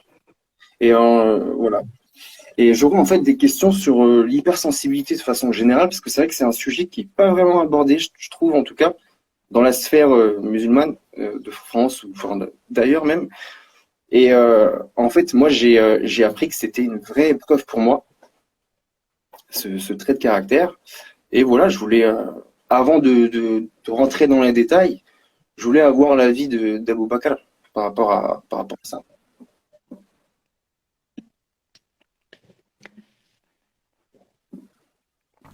Premièrement, alhamdulillah, la ilaha illallah. Déjà, le fait que tu montes dans ce live, pour moi, pendant que tu parlais et ce que tu expliquais, à l'intérieur de moi, il s'est passé quelque chose je me dis la ilaha illallah. Pourquoi? Parce que notre très cher imam Younes, c'est lui qui a pensé au live, qui l'a organisé. Mais jamais de la vie, j'aurais pu me projeter, ni lui, sur le fait qu'on allait avoir une personne qui monte, qui, comme tu le dis, voilà, tu vois, subhanallah, moi je vois je vois la grandeur divine se manifester par rapport à des choses comme ça. Pourquoi? Parce que celui qui ramène les gens, qui va les chercher là où ils sont, tu vois, dans leur monde, et qui les ramène à la lumière, c'est Allah tabaraka wa ta'ala. On est incapable de le faire. Ah, ça c'est sûr et certain. Voilà, tu vois, et ta simple présence, et le simple fait que tu montes en live et que tu as ces questions-là, moi, ça me bouleverse positivement, tu vois, de me dire la ilaha illallah, la ilaha illallah. Parce qu'Allah tabaraka wa ta'ala pilote la vie de chacun d'entre nous. C'est lui qui connaît le cœur de chacun, qui connaît ton cœur à toi, le cœur d'un tel. Et c'est lui qui va chercher les gens. Dire c'est lui qui, en fonction de la réalité des cœurs, organise les causes pour amener les personnes d'un endroit à un autre. Et c'est, subhanallah, en fait, des fois les mots sont incapables de pouvoir traduire ce que le cœur ressent. Mais là, c'est des frissons, parce que c'est pour moi l'expression de la grandeur d'Allah Tabaraka wa Ta'ala, c'est l'expression de la miséricorde divine, c'est l'expression de... Parce que, subhanallah, on a beau planifier les choses comme on veut. Nous, des fois, tu vois, l'imam Younes, il est occupé sûrement dans sa mosquée, il fait ces choses-là. Moi, de mon côté, je suis occupé avec mes cours et tout. Mais des fois, on n'est pas connecté à toutes les réalités qui existent. Mais le Seigneur des mondes, lui, connaît toutes les choses. Et c'est lui qui crée des rencontres comme ça, parce que cette rencontre, elle était écrite par Allah Tabaraka wa Ta'ala Il n'y a sur aucun les hasard. tablettes préservées. Il n'y a Voilà, pas elle était d'hasard. déjà programmée il y a longtemps, tu vois. Et c'est ça, la première chose qui me vient, c'est ça. C'est vraiment cette dimension-là. Après, pour l'hypersensibilité, je vais laisser d'abord mon frère Younes le temps de reprendre mes esprits, mon très cher imam Sidi Younes, commencer, et puis, Inch'Allah Ta'ala, je rebondirai, mais voilà, j'ai besoin un peu de... Alhamdulillah wa salatu wa salam ala rasulillah. Marhaban, mon frère. Euh, bon, déjà, tu me dis que tu as grandi dans le monde de la musique. Je sais pas si j'ai eu le même parcours que toi, mais moi aussi, j'étais du monde de la musique. Moi, j'étais plutôt dans la musique classique. J'ai fait 13 ans d'études de solfège. Euh, j'ai, j'ai des diplômes d'ailleurs en musique. J'étais pianiste. Alhamdoulilah. Bref. Et Allah subhanahu wa ta'ala, lorsqu'il a mis la foi dans mon cœur et il m'a donné envie de revenir vers lui et de m'attacher à la religion, au-delà de la question est-ce que c'est halal ou c'est haram, naturellement dans mon cœur, j'ai senti le besoin de délaisser en fait cet univers-là et de me tourner vers ma spiritualité, vers ma foi. Et il y a un verset qui a été vraiment cause de ma guidée. Ce verset, il est dans Surat Maryam. Et ce verset, il dit euh, فخلف من بعدهم خلف أضاعوا الصلاة واتبعوا الشهوات فسوف يلقون غيا. Et les suivirent, en parlant des prophètes, les suivirent des générations qui ont délaissé la prière et qui ont suivi leur passion, et cela se trouve en perdition. Et je me voyais dans ce verset, tu vois, que j'avais délaissé la salat et que j'étais toute la journée dans mes passions. Et tu sais comme moi que la musique, c'est quelque chose qu'on fait avec passion et qui vient chercher nos passions dans nos entrailles, vraiment à l'intérieur de nous-mêmes, qui fait vibrer nos passions vraiment dans ce qu'il y a de plus profond en nous. Et moi, je me trouvais vraiment comme décrit dans ce verset. J'avais délaissé tout ce qui était spirituel. J'étais très en phase avec ce que je ressentais comme passion, comme émotion. Et j'étais totalement perdu.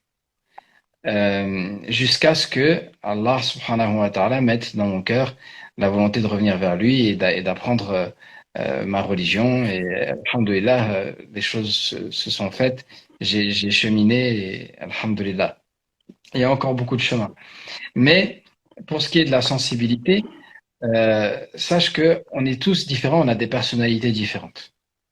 Et il y a des gens qui ont des sensibilités un peu plus prononcées que d'autres.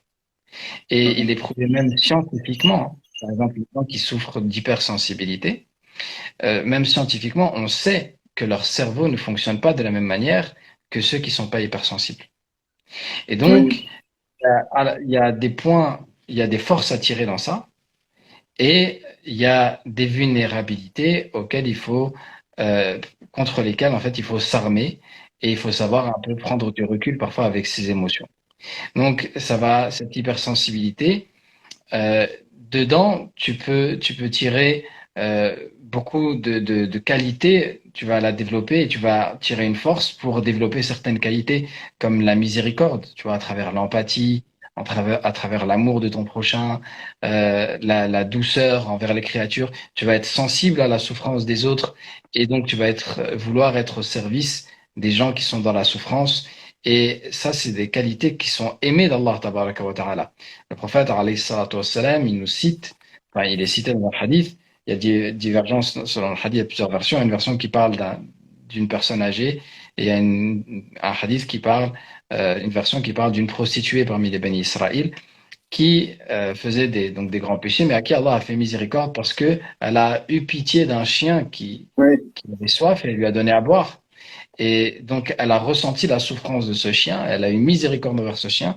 Et juste cet acte, ça a été cause que Allah subhanahu wa ta'ala lui pardonne tous ses grands péchés et qu'il la fasse rentrer au paradis.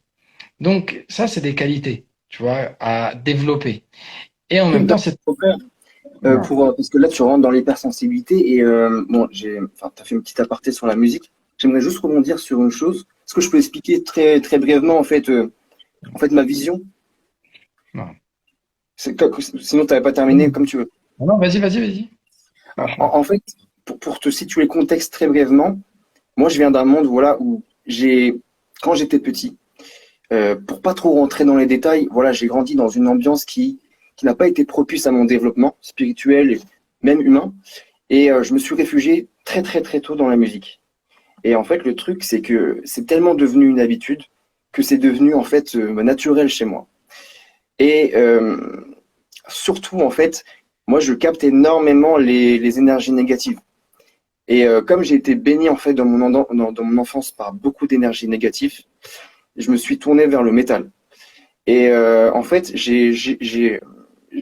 comment dire, j'ai compris que dans ce milieu-là, en fait, bon, il y a énormément de mal, mais il y a beaucoup de personnes en fait qui extériorisent leurs émotions négatives par rapport à ça, enfin, entre guillemets, grâce à ça. Et en fait, comment expliquer? Moi, je pars du principe qu'aujourd'hui, j'essaie vraiment d'aller au plus profond des raisonnements.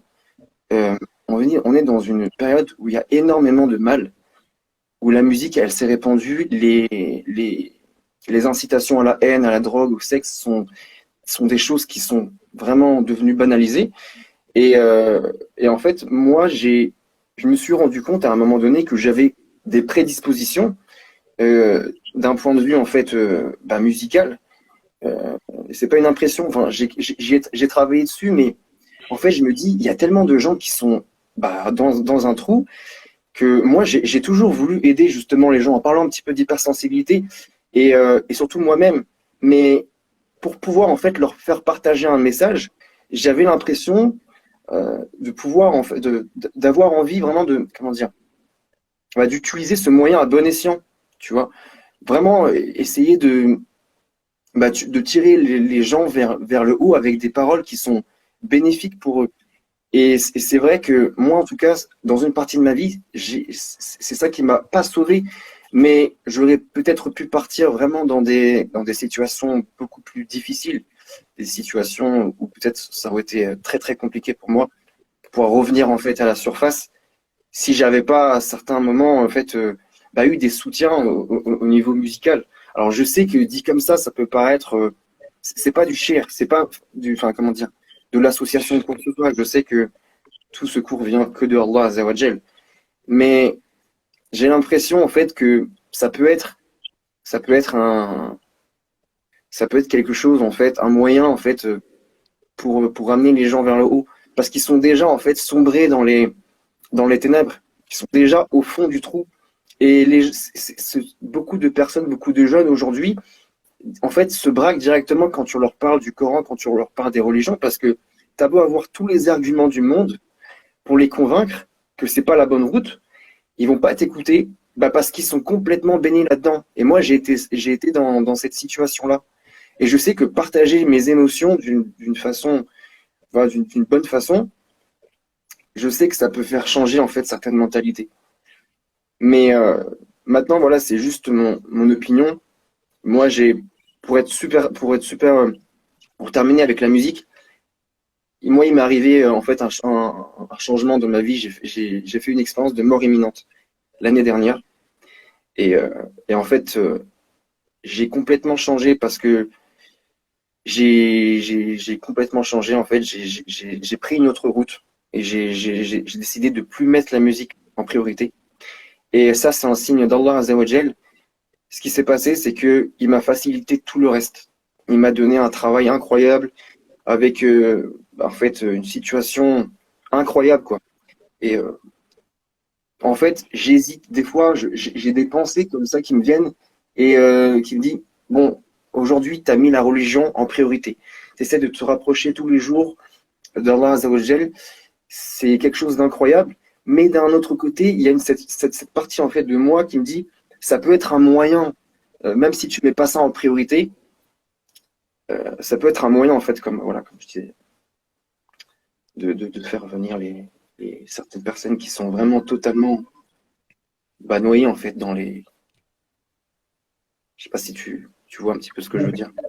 Donc, ce que tu veux dire, c'est est-ce que finalement, utiliser la musique comme moyen de tirer les personnes de leurs difficultés, est-ce que ce serait pas quelque chose de positif? C'est ça la question?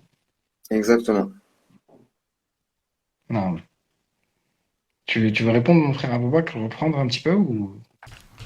Moi, en fait, la réponse que j'ai envie de donner, je pense que des fois, les réponses, vaut mieux aller dans le cœur des choses que des fois juste la question juridique. D'ailleurs, aujourd'hui, c'était sur la question de la fatwa, le côté juridique. Mais je pense que ce qui traite beaucoup de choses, avant de tomber dans le juridique, c'est le cœur, en fait. Parce que finalement, ce qui amène une personne à intégrer des choses au niveau juridique et les appliquer, c'est l'état du cœur. C'est-à-dire la qibla, l'orientation que prend le cœur.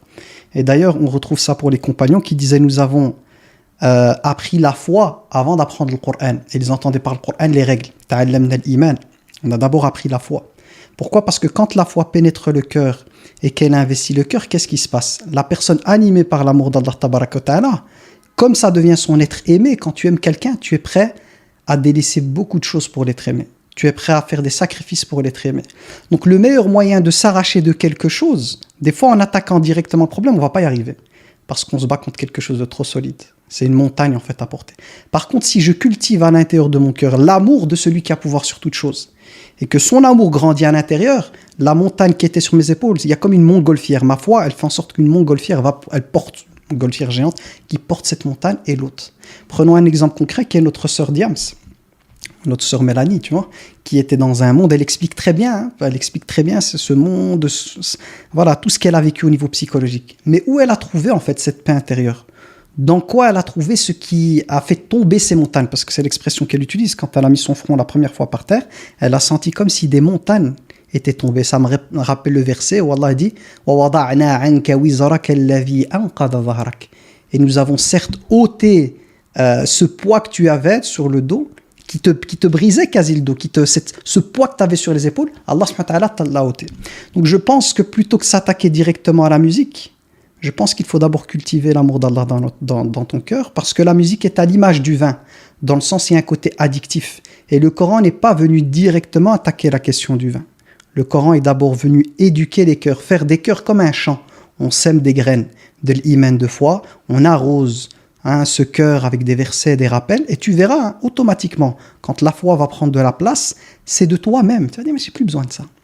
Tu vois, c'est comme l'enfant, tu vois, pour pouvoir pédaler au début, il a besoin d'avoir des roues, tu vois, les deux roues en plus, pour trouver l'équilibre. Ben, des fois, tu vois, nous, quand la foi, elle n'est pas au top, on s'appuie sur d'autres choses, tu vois, de la vie pour tenir. Mais à un certain moment, dès que tu chemines, Allah subhanahu wa ta'ala, il t'a... Ça, c'est ce que je peux constater en ce moment, parce que, en fait, je pars du principe qu'Allah Azzawajal, il est le plus grand. Et en fait, quand tu lui donnes son amour, quand tu essaies de vraiment essayer de t'approcher de lui, il y a vraiment un sentiment de tu délaisses. En fait, ça vient petit à petit. Et j'étais vraiment baigné dans le mal, quoi. Et en fait, là, ça fait 2-3 ans que je fais mes prières. Là, j'ai commencé à faire Fajr. Je commence à faire un petit peu de dhikr. Et ça vient, en fait, au fur et à mesure. C'est comme si, en fait, mon cœur, petit à petit, il se délaissait. Il délaissait, en fait, il se purifiait, quoi. Mais même quand il y a une once de bonheur, une once de lumière qui reste, en fait, Allah, en fait, il est capable de faire revivre, en fait, une terre qui est quasiment finie. Moi, je le vois comme ça. Je vois qu'il a été vraiment bon avec moi parce que il y a des personnes qui ont eu peut-être le même vécu que moi et qui n'ont pas eu cette chance, cette grâce d'Allah Azzawajal. Mais en fait, je témoigne parce que vous avez raison. Mais c'est vrai que c'est très très très compliqué parce que en fait, il reste toujours une partie en fait malade. Mais bon, ça viendra, Inch'Allah. J'espère que je rencontrerai Allah Azzawajal avec le maximum de purification, quoi. Écoute, le conseil, moi, personnellement, que je peux te donner, moi, comment j'ai réussi à, personnellement, comment je me suis détaché de la musique, en fait, naturellement, petit à petit, c'est dans le fait d'évoluer dans le Coran, en fait. Parce que le Coran, il a une musicalité et il y a une expression aussi des émotions à travers la récitation du Coran.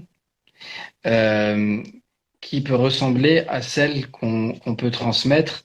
À, alors, ne voyez pas un manque de respect hein, pour le Coran dans ce que je dis, mais je parle de ce qu'on peut transmettre comme émotion. Hein. Oui, Donc, ce oui. qu'on peut transmettre seulement comme émotion, pas dans la profondeur des sens du Coran, bien sûr, mais ce qu'on peut transmettre en nous et exprimer en nous dans la récitation du Coran, ça peut ressembler à ce qu'on transmettait avant, par exemple, en jouant un morceau de musique. D'accord?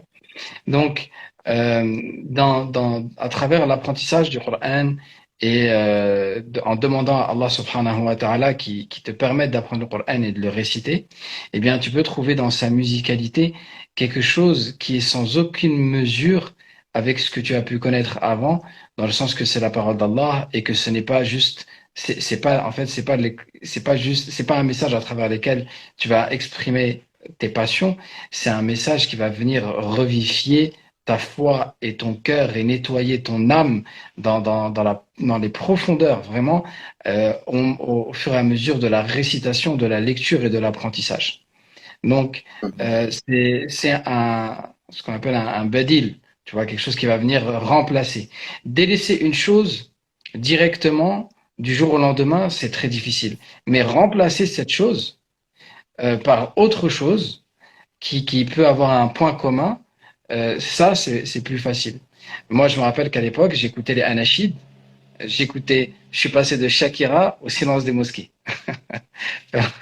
donc, donc, voilà, tu vois, écouter des Anachid, composer aussi des Anachid aussi, c'est quelque chose aussi qui est possible. Et petit à petit aussi, j'avais demandé à Allah qu'il embellisse ma voix pour le Coran et l'appel à la prière et l'adhan. Et Allah, il m'avait facilité l'apprentissage du Coran. Et vraiment, si tu t'investis là-dedans, tu vas voir, Inch'Allah ta'ala, que ça va combler tout l'espace qui était pris par la musique dans ton cœur. Donc en Inch'Allah. fait, faire les anachids, si j'ai bien compris, c'est concrètement c'est quoi? Parce que bon, après, je connais rien. Ensuite, c'est les chants religieux.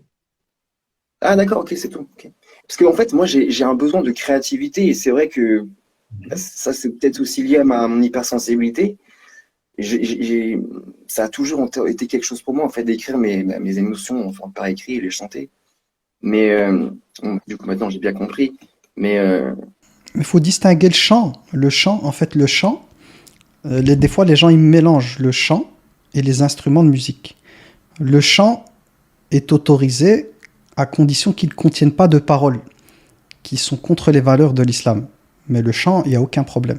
Les instruments, c'est un sujet de divergence, avec une majorité qui estime que les instruments sont prohibés, à l'exception de quelques instruments comme Douf et autres, et une minorité, notamment Ibn Hazm et d'autres contemporains, qui estiment que les arguments sur lesquels s'appuient ceux qui interdisent les instruments de musique sont des arguments discutables.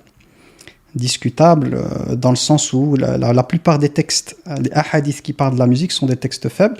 Il y en a un comme authentique dans Sahih al-Bukhari, mais il contient d'autres interdictions liées. Donc certains savants l'ont interprété comme tout ça est ensemble. Donc il y a quand même un sujet de divergence, parce qu'il faut être honnête intellectuellement, même si moi voilà, j'ai pris de la distance avec ça. Mais il faut être honnête, c'est une amana, la science c'est une amana, donc la science c'est un dépôt. Mais pour ici, parce que c'est pas, on parle pas des instruments, mais le chant, c'est-à-dire les paroles, tant que ce sont des paroles saines, propres et tout, il n'y a rien en islam qui interdit le chant. Il y avait même un compagnon qui était connu pour chanter, pour activer les chameaux et les chamelles. Et le prophète lui a dit doucement avec le qawarir, rifqan bil qawarir, c'est-à-dire voilà, au niveau de ta lecture, là, tu es en train de mettre la cinquième, le V6, là, les chameaux ils accélèrent, il y a les femmes au-dessus, doucement avec le qawarir. Le qawarir, ça renvoie à ce qui est fait de verre ou de cristal. Donc ce que je veux dire par là, c'est que le chant, en tant que, on va dire, parole chantée, la discussion, elle n'est pas dessus, c'est sur les instruments.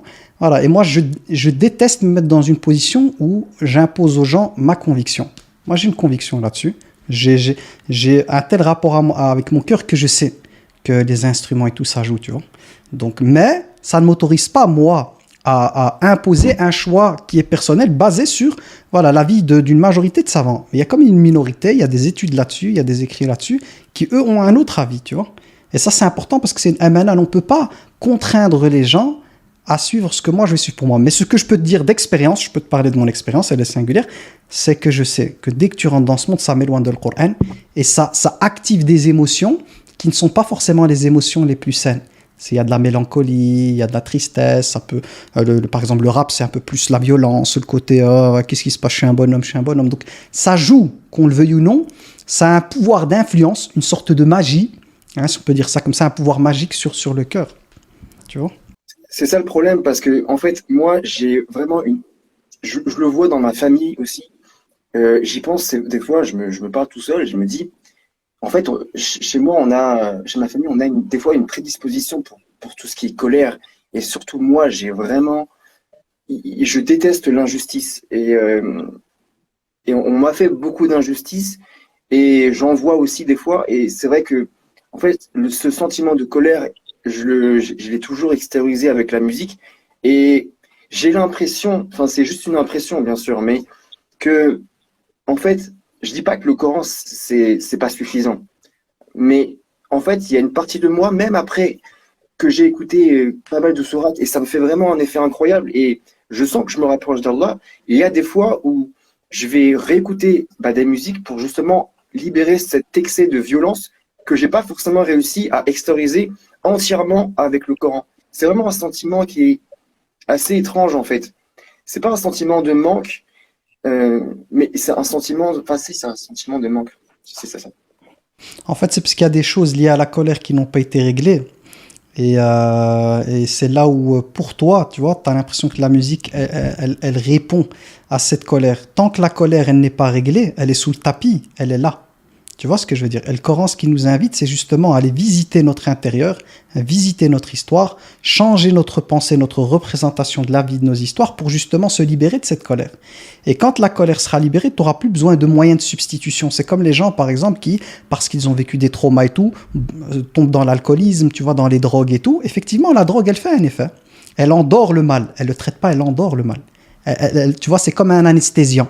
Pendant un petit moment, on oublie, c'est une parenthèse. Mais ça, pourquoi? C'est parce que le mal qui est là, sur lequel tu dois travailler, il est tout le temps là, en fait. Donc la musique, elle joue juste ce côté de « Ah, tu vois, je vais un peu, par rapport à cette chose qui est à l'intérieur de moi, je vais un peu la libérer, si on peut dire ça comme ça, mais la colère, elle est encore là, tant que je n'aurai pas traité l'objet de la colère. » Voilà, c'est un peu ça. Tu vois, quand on a de la colère, on a besoin de la défouler. Et toi, tu as trouvé, on va dire, ton mode de défoulement à travers la musique. Mais ce qu'il faut comprendre, c'est d'où elle vient, cette colère. Qu'est-ce qui s'est passé? Qu'est-ce que j'ai vécu? D'où ça vient? Pourquoi j'ai encore ça? Pourquoi ça me travaille? Il y a moi, mais il y a surtout aussi le fait, comme je te dis, que je suis hypersensible et il suffit que je fasse un petit tour en vélo dehors au bord des quais, parce que j'habite à Lyon, pour que au bout de... En fait, toutes les énergies, je vais les capter et il y a beaucoup d'énergie négative que je capte et en fait, c'est ça, c'est un surplus d'énergie qui vient pas forcément de moi, en fait, que j'accumule. Oui et non. Oui et non.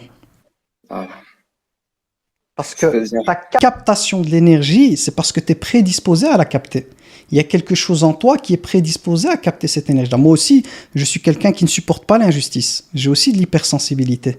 Mais j'ai pas la même captation intérieure. Avant, quand j'étais jeune, quand je voyais ça, c'était la colère, c'était Ken le survivant, souvent c'est dit, Younes s'y connaît, hein, c'était des mangas, tu vois, qui me rappelaient l'injustice. Donc c'était, tu vois, c'était injustice, c'était une manière. Avec l'âge et avec la spiritualité, cette colère, pour moi, elle est ailleurs, elle est plus dans la violence. Elle est comment, en fait, transformer, en fait, ces choses négatives par des ondes positives. C'est-à-dire, plutôt que tu vois, cette colère, je lui laisse le champ de pouvoir agir à l'intérieur de moi. Non, c'est comment je peux transformer cette colère, cette injustice, ces choses qui me déplaisent. Comment je peux contribuer, moi, modestement à mon échelle, de produire du contenu qui va ramener un peu de paix, qui va ramener un peu de justice Tu comprends ce que je veux dire? Il y a une transformation en fait à l'intérieur.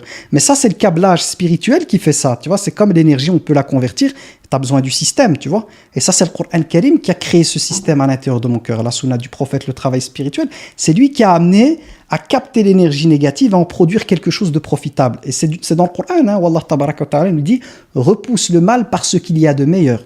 Et tu verras qu'entre toi et la personne avec laquelle tu avais de l'animosité, c'est comme si celle-ci se transformait en ami chaleureux.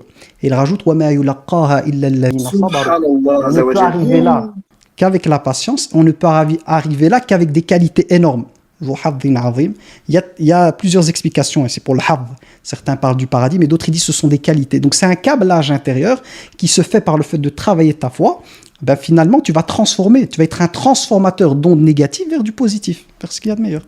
Je viens juste de capter quelque chose. Subhanallah, c'est un truc de ouf. En fait, il m'est arrivé justement, là, le verset que tu as dit, enfin, le verset, la citation que tu as dit. C'est un verset.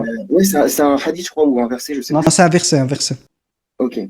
En fait, j'ai vécu une histoire il n'y a même pas une semaine sur les quais et j'ai été face à une situation où justement, je me suis retrouvé dans cette situation de. J'étais à deux doigts, en fait, de partir en cacahuète parce que, bon, en fait, il y a une personne de l'agence féminine qui s'est fait agresser devant moi que je connaissais pas. J'avais parlé avec elle quelques secondes. Et c'est vrai qu'ici, en fait, à Lyon, il y a beaucoup d'incivilité. Et en fait, j'étais dans une situation où si j'agissais, je pouvais en fait envenimer les choses parce qu'ils auraient pu appeler d'autres personnes et tout. Et j'ai dû en fait laisser. En fait, j'ai ce sentiment des fois bouillant en moi quand je vois de l'injustice et j'ai pas encore réussi à atteindre ce niveau-là. Je suis justement en train de me renseigner par rapport à ça parce que c'est vrai que cette histoire, en fait, cette épreuve qu'Allah m'a fait vivre, ça m'a permis en fait, ça me permet de pointer le problème en fait. Et avec ce live en plus, ça me permet encore plus de pointer le problème. Comme quoi en fait, les événements dans la vie sont tous câblés. C'est incroyable. Que la puissance d'Allah, elle est incroyable. Mais ouais, en fait, je pense, si j'ai bien compris, qu'il y a dans le Coran, en fait, j'ai pas encore analysé, il y a des versets qui m'ont pas encore touché, qui sont en fait, par rapport à tout ça, il y a une partie de moi qui a pas encore accepté le changement en fait total par rapport à ça. Je sais pas comment expliquer. En fait, le Coran, c'est comme l'océan. En termes de métaphore, c'est plus que l'océan. Hein. Mais il y a la surface coranique et il y a la profondeur coranique. Et le meilleur moyen de travailler sur l'intérieur, c'est de mettre ses bouteilles et de plonger dans le Coran. Parce que quand on est sur la surface coranique, on travaille sur la surface de nos personnes. Donc finalement, c'est l'apparence qui va se modifier, une apparence de prière, donc un packaging qui est là, mais c'est vide à l'intérieur. Tout est vidé de sa substance. L'emballage est là, hein, donc ça ressemble à la prière, ça ressemble au jeûne et tout.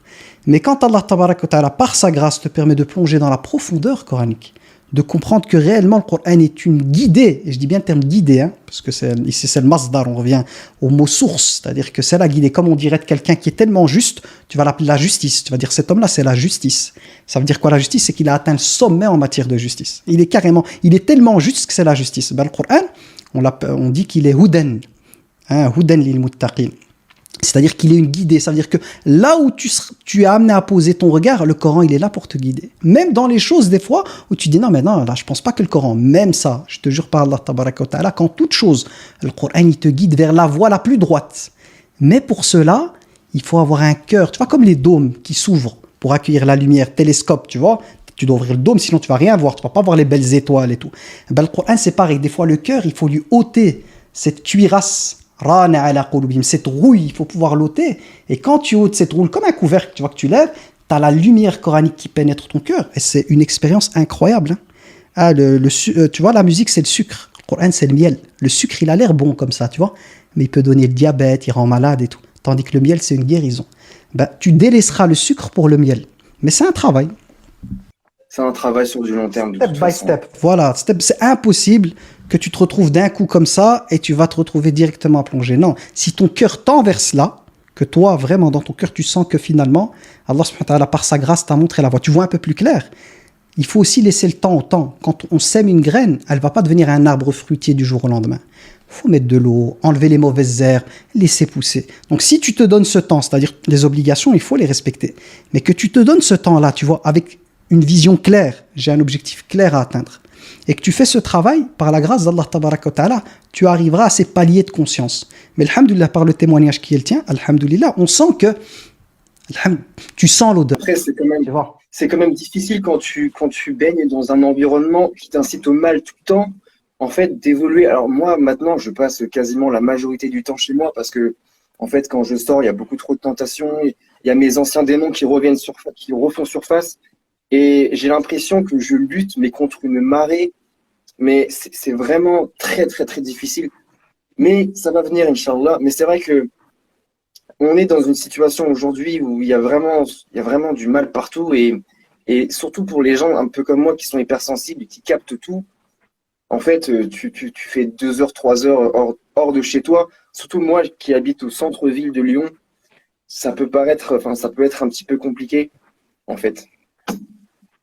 J'ai l'impression que ça va prendre plus de temps en fait que les gens normaux parce que par exemple je vais pas à la mosquée depuis que je suis ado parce que c'est pour ça que j'ai fait un commentaire tout à l'heure. Désolé si vous me dites si j'abuse, si je parle trop. Mais Notre Amir, c'est Sidi Younes. Non, non, continue, mon cher frère. ouais, Alhamdoulilah, des fois, si une jamais s'il y a d'autres intervention. personnes. Hum. Non, non, en fait, voilà, il y a des gens, ils posent une question, mais des fois, une personne comme toi qui intervient et sur quelque chose qui, je pense, touche beaucoup, beaucoup de gens en réalité dans leur réalité au quotidien, c'est très, très enrichissant. Donc, continue, Ok. Inch'Allah. Euh, Ce que je disais c'est que ah mince, j'ai oublié ce que je disais. Attendez.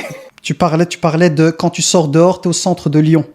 Ah oui, oui, alors oui, non, alors je fais comment dire, un aparté sur la relation que j'ai par exemple avec la mosquée, avec l'être humain de façon générale. J'ai tellement été déçu des êtres humains de façon générale, de mes potes, enfin, de beaucoup de personnes qui m'ont lâché, que ce soit dans ma famille, que ce soit en fait de façon relationnelle, et surtout les peu de temps où je suis passé à la mosquée.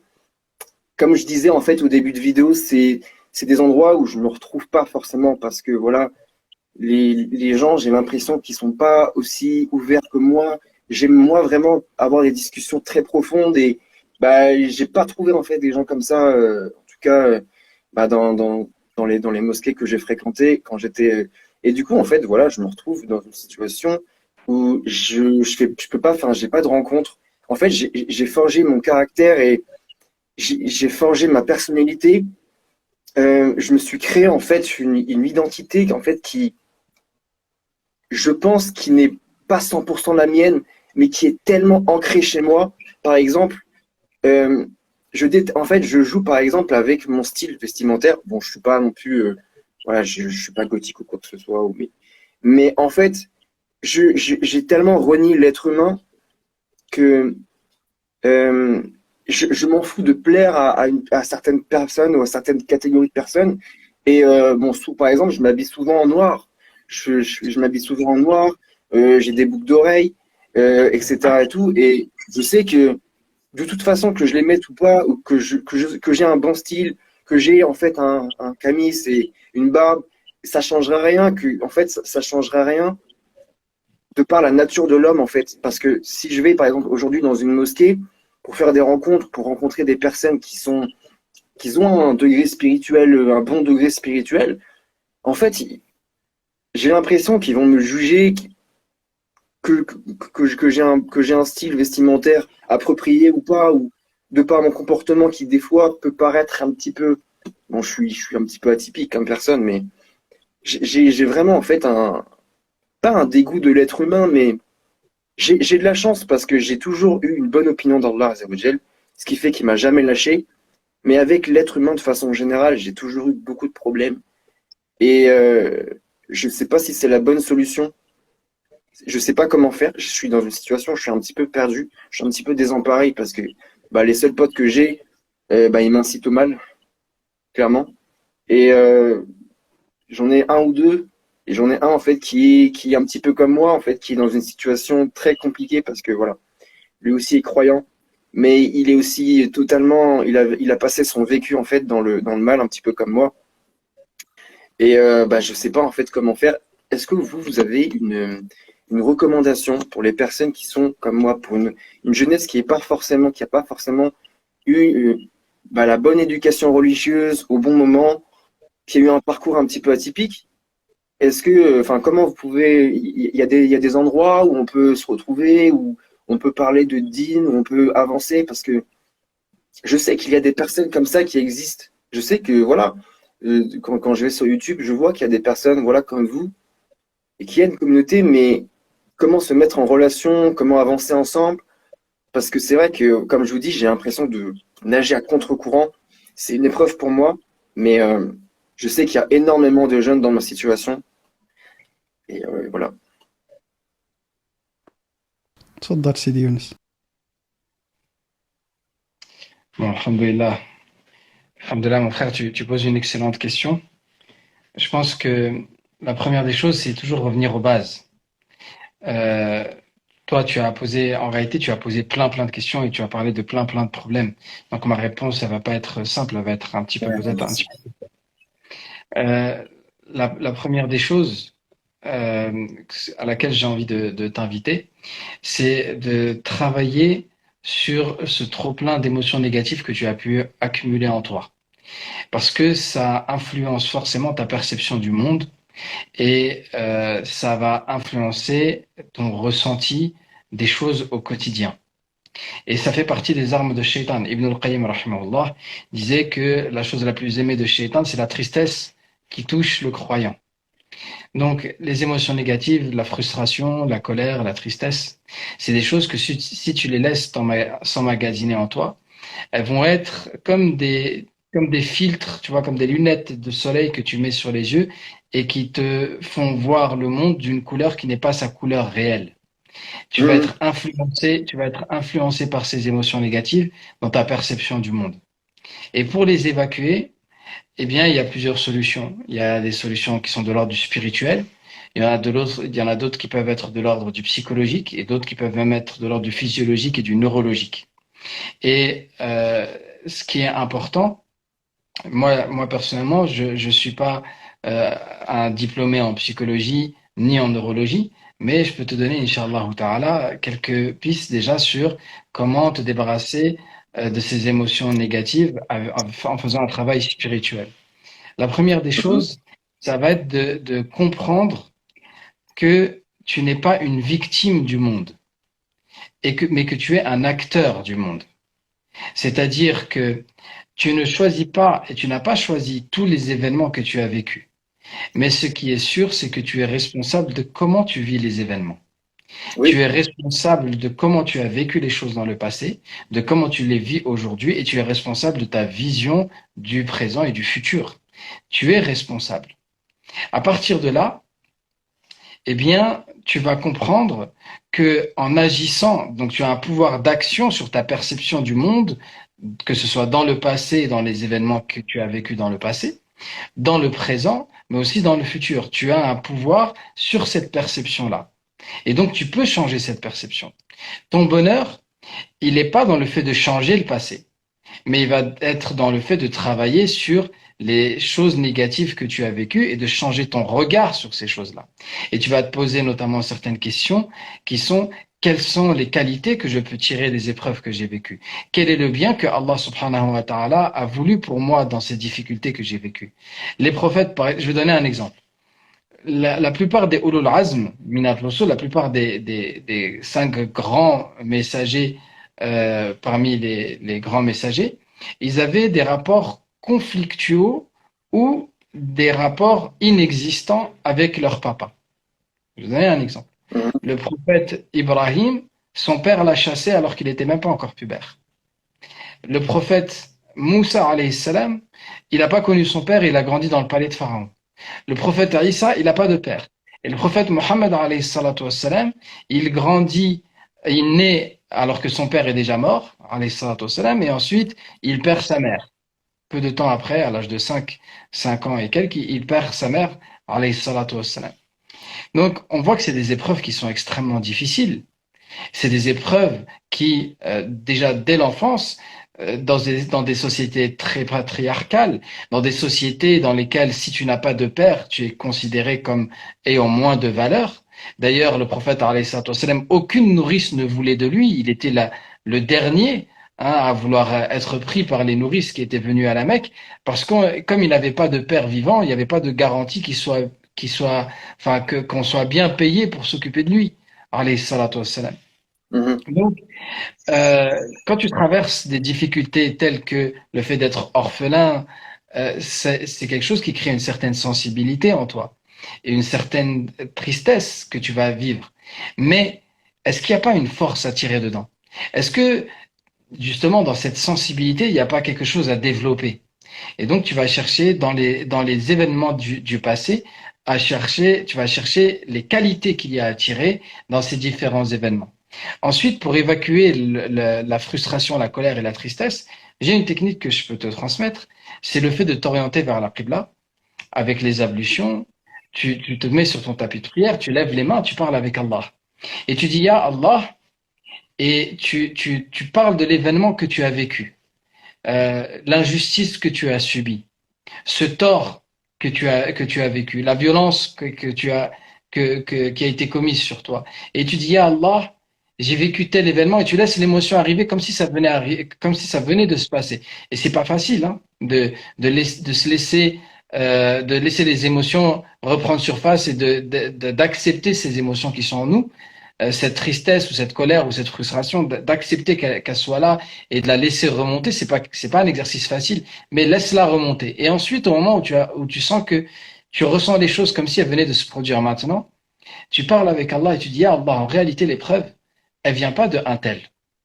L'épreuve, elle vient pas de telle personne qui m'a fait du mal, ou de tel autre qui a eu un manquement vis-à-vis de moi, ou de tel autre qui m'a trahi. Non, l'épreuve, au-dessus de tout, elle vient de toi. Et toi, tu es l'infiniment miséricordieux. Et ya Allah, moi, je suis satisfait de toi. Alhamdulillahi Rabbil Alamin. Et quand tu dis Alhamdulillah, alors que tu revis cette situation, ce souvenir difficile, eh bien, Allah subhanahu wa ta'ala met une lumière dans ton cœur et un apaisement qui va venir remplacer la frustration, la colère et la tristesse. Donc, cet exercice de satisfaction, il est très important. Ensuite, pour travailler la gratitude dans le quotidien, c'est de mettre devant toi le fait que ton bonheur, il n'est pas dans un changement de situation, il n'est pas dans le fait d'obtenir quelque chose qui te manque. Ton bonheur, il est dans un changement de perception. C'est comment tu vas aujourd'hui tourner ton cœur vers l'infinie bonté d'Allah, tabaraka wa ta'ala. Tu vois, si tu prends un verre, j'ai bien donné cet exemple, notre frère Abou Bakr, il aime beaucoup aussi les métaphores. Hein, si tu prends un verre et que tu Bon, le mets moi, à c'est rempli l'envers, de deux. si tu prends un verre et que tu le remplis, tu le mets à l'envers et que tu le mets sous une cascade d'eau, le verre ne se remplira pas. Mais si tu prends ce verre à l'endroit et que tu le mets même sous un robinet qui coule goutte à goutte, il va finir par se remplir. Eh bien, si tu tournes ton cœur de la bonne manière vers l'infiniment rayonnant d'amour, tu penses que tu vas pas capter de cet amour? Tu penses que tu vas pas sentir, toi qui as une hypersensibilité, est-ce que tu vas pas sentir ton cœur déborder de cet amour divin? Mais bien Mais sûr que si, j'aime Allah voilà, Azza wa Jal de tout mon cœur. Mais en fait, en fait, le problème, il est même pas là. Parce que je sais que, en fait, c'est ce que je fais des fois dans mes prières. Maintenant, franchement, c'est incroyable ce que tu dis parce que, en fait, je le fais pas automatiquement. Des fois, ça m'arrive parce que justement, j'ai des choses qui reviennent. Et c'est vrai que à ces moments-là, dans mes prières, je ressens quelque chose de, voilà, c'est entre moi et Allah, mais c'est une relation qui, voilà, qui dépasse les mots à certains moments. Mais en fait, comment renouer le contact avec l'être humain quand tu es dans une situation où tu as compris tes épreuves, tu as compris que tu es là que de passage, mais tu as besoin de faire ta vie, tu as besoin de rencontrer des amis, tu as besoin de vivre. Le fait de rester tout seul, isolé, bah, vous savez très bien que c'est là où le shaitan, il agit le plus. Et en fait, comment redonner confiance en l'être humain de façon générale, tout en en ayant en fait une spiritualité qui est en évolution en fait constante. Il est là en fait le plus gros problème, c'est que en fait, dès que je commence à refaire confiance à quelqu'un, quand il m'arrive quelque chose de mal, j'ai l'impression que je retombe en fait de quelques étages, même si je sais que j'ai beaucoup plus d'amour envers Allah Azzawajal que les êtres humains, mais j'ai quand même besoin de renouer un petit peu en fait le contact. Et c'est ça en fait qui, je suis arrivé à un stade où j'ai peur en fait, j'ai vraiment très peur de refaire confiance aux gens quoi. Mais ici, il y a Alors, une Pour des question actes en fait. importante. Tfaddal, je vais, Sidi. je vais te laisser, je vais te laisser la parole, mon frère Aboubakr. Juste ce que je voudrais te dire en plus. Pour être en paix avec Mm. les gens, il y a deux choses d'abord à faire. Il faut être en paix avec Allah et en paix avec toi-même. Tant que tu n'es pas en paix avec toi-même et en paix avec Allah, il est très difficile d'envisager des relations apaisées avec les créatures. Tu Mais j'y comprends ça? arrive maintenant, j'y arrive ça. En fait, je suis dans une situation où je suis en paix avec moi-même, je suis en paix avec Allah Azzawajal, même si, voilà, j'ai deux, trois petites colères, mais c'est vraiment pas grand-chose.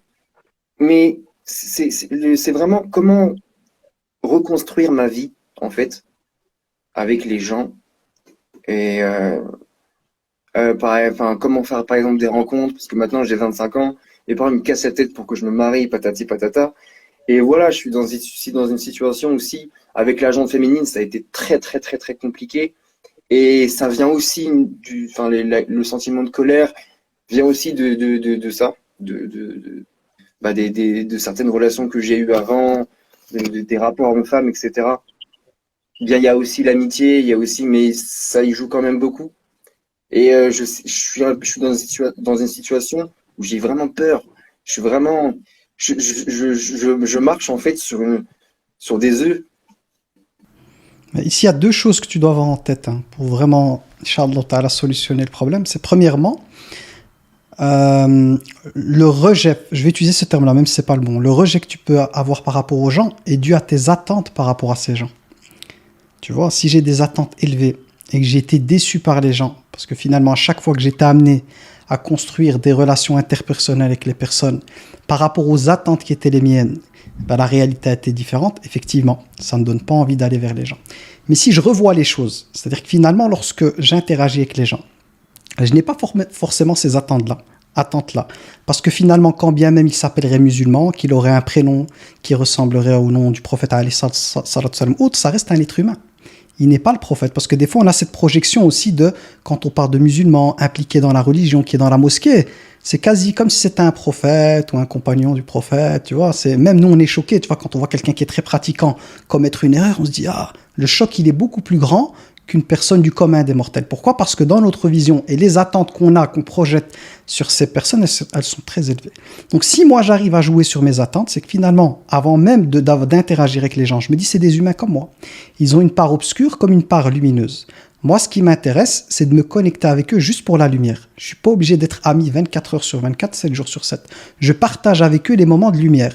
Par exemple, quand je vais à la mosquée, les frères, les moments que je partage avec eux, c'est quoi? C'est un rappel, parler d'Allah Tabaraka wa Ta'ala, mais peut-être que dans la vie de tous les jours, on n'a pas forcément les mêmes intérêts. Pour la vie de tous les jours, voilà, il a son monde, j'ai mon monde. Mais ce qui nous rassemble, c'est cette partie lumière. Et moi, je me contente de cette partie lumière.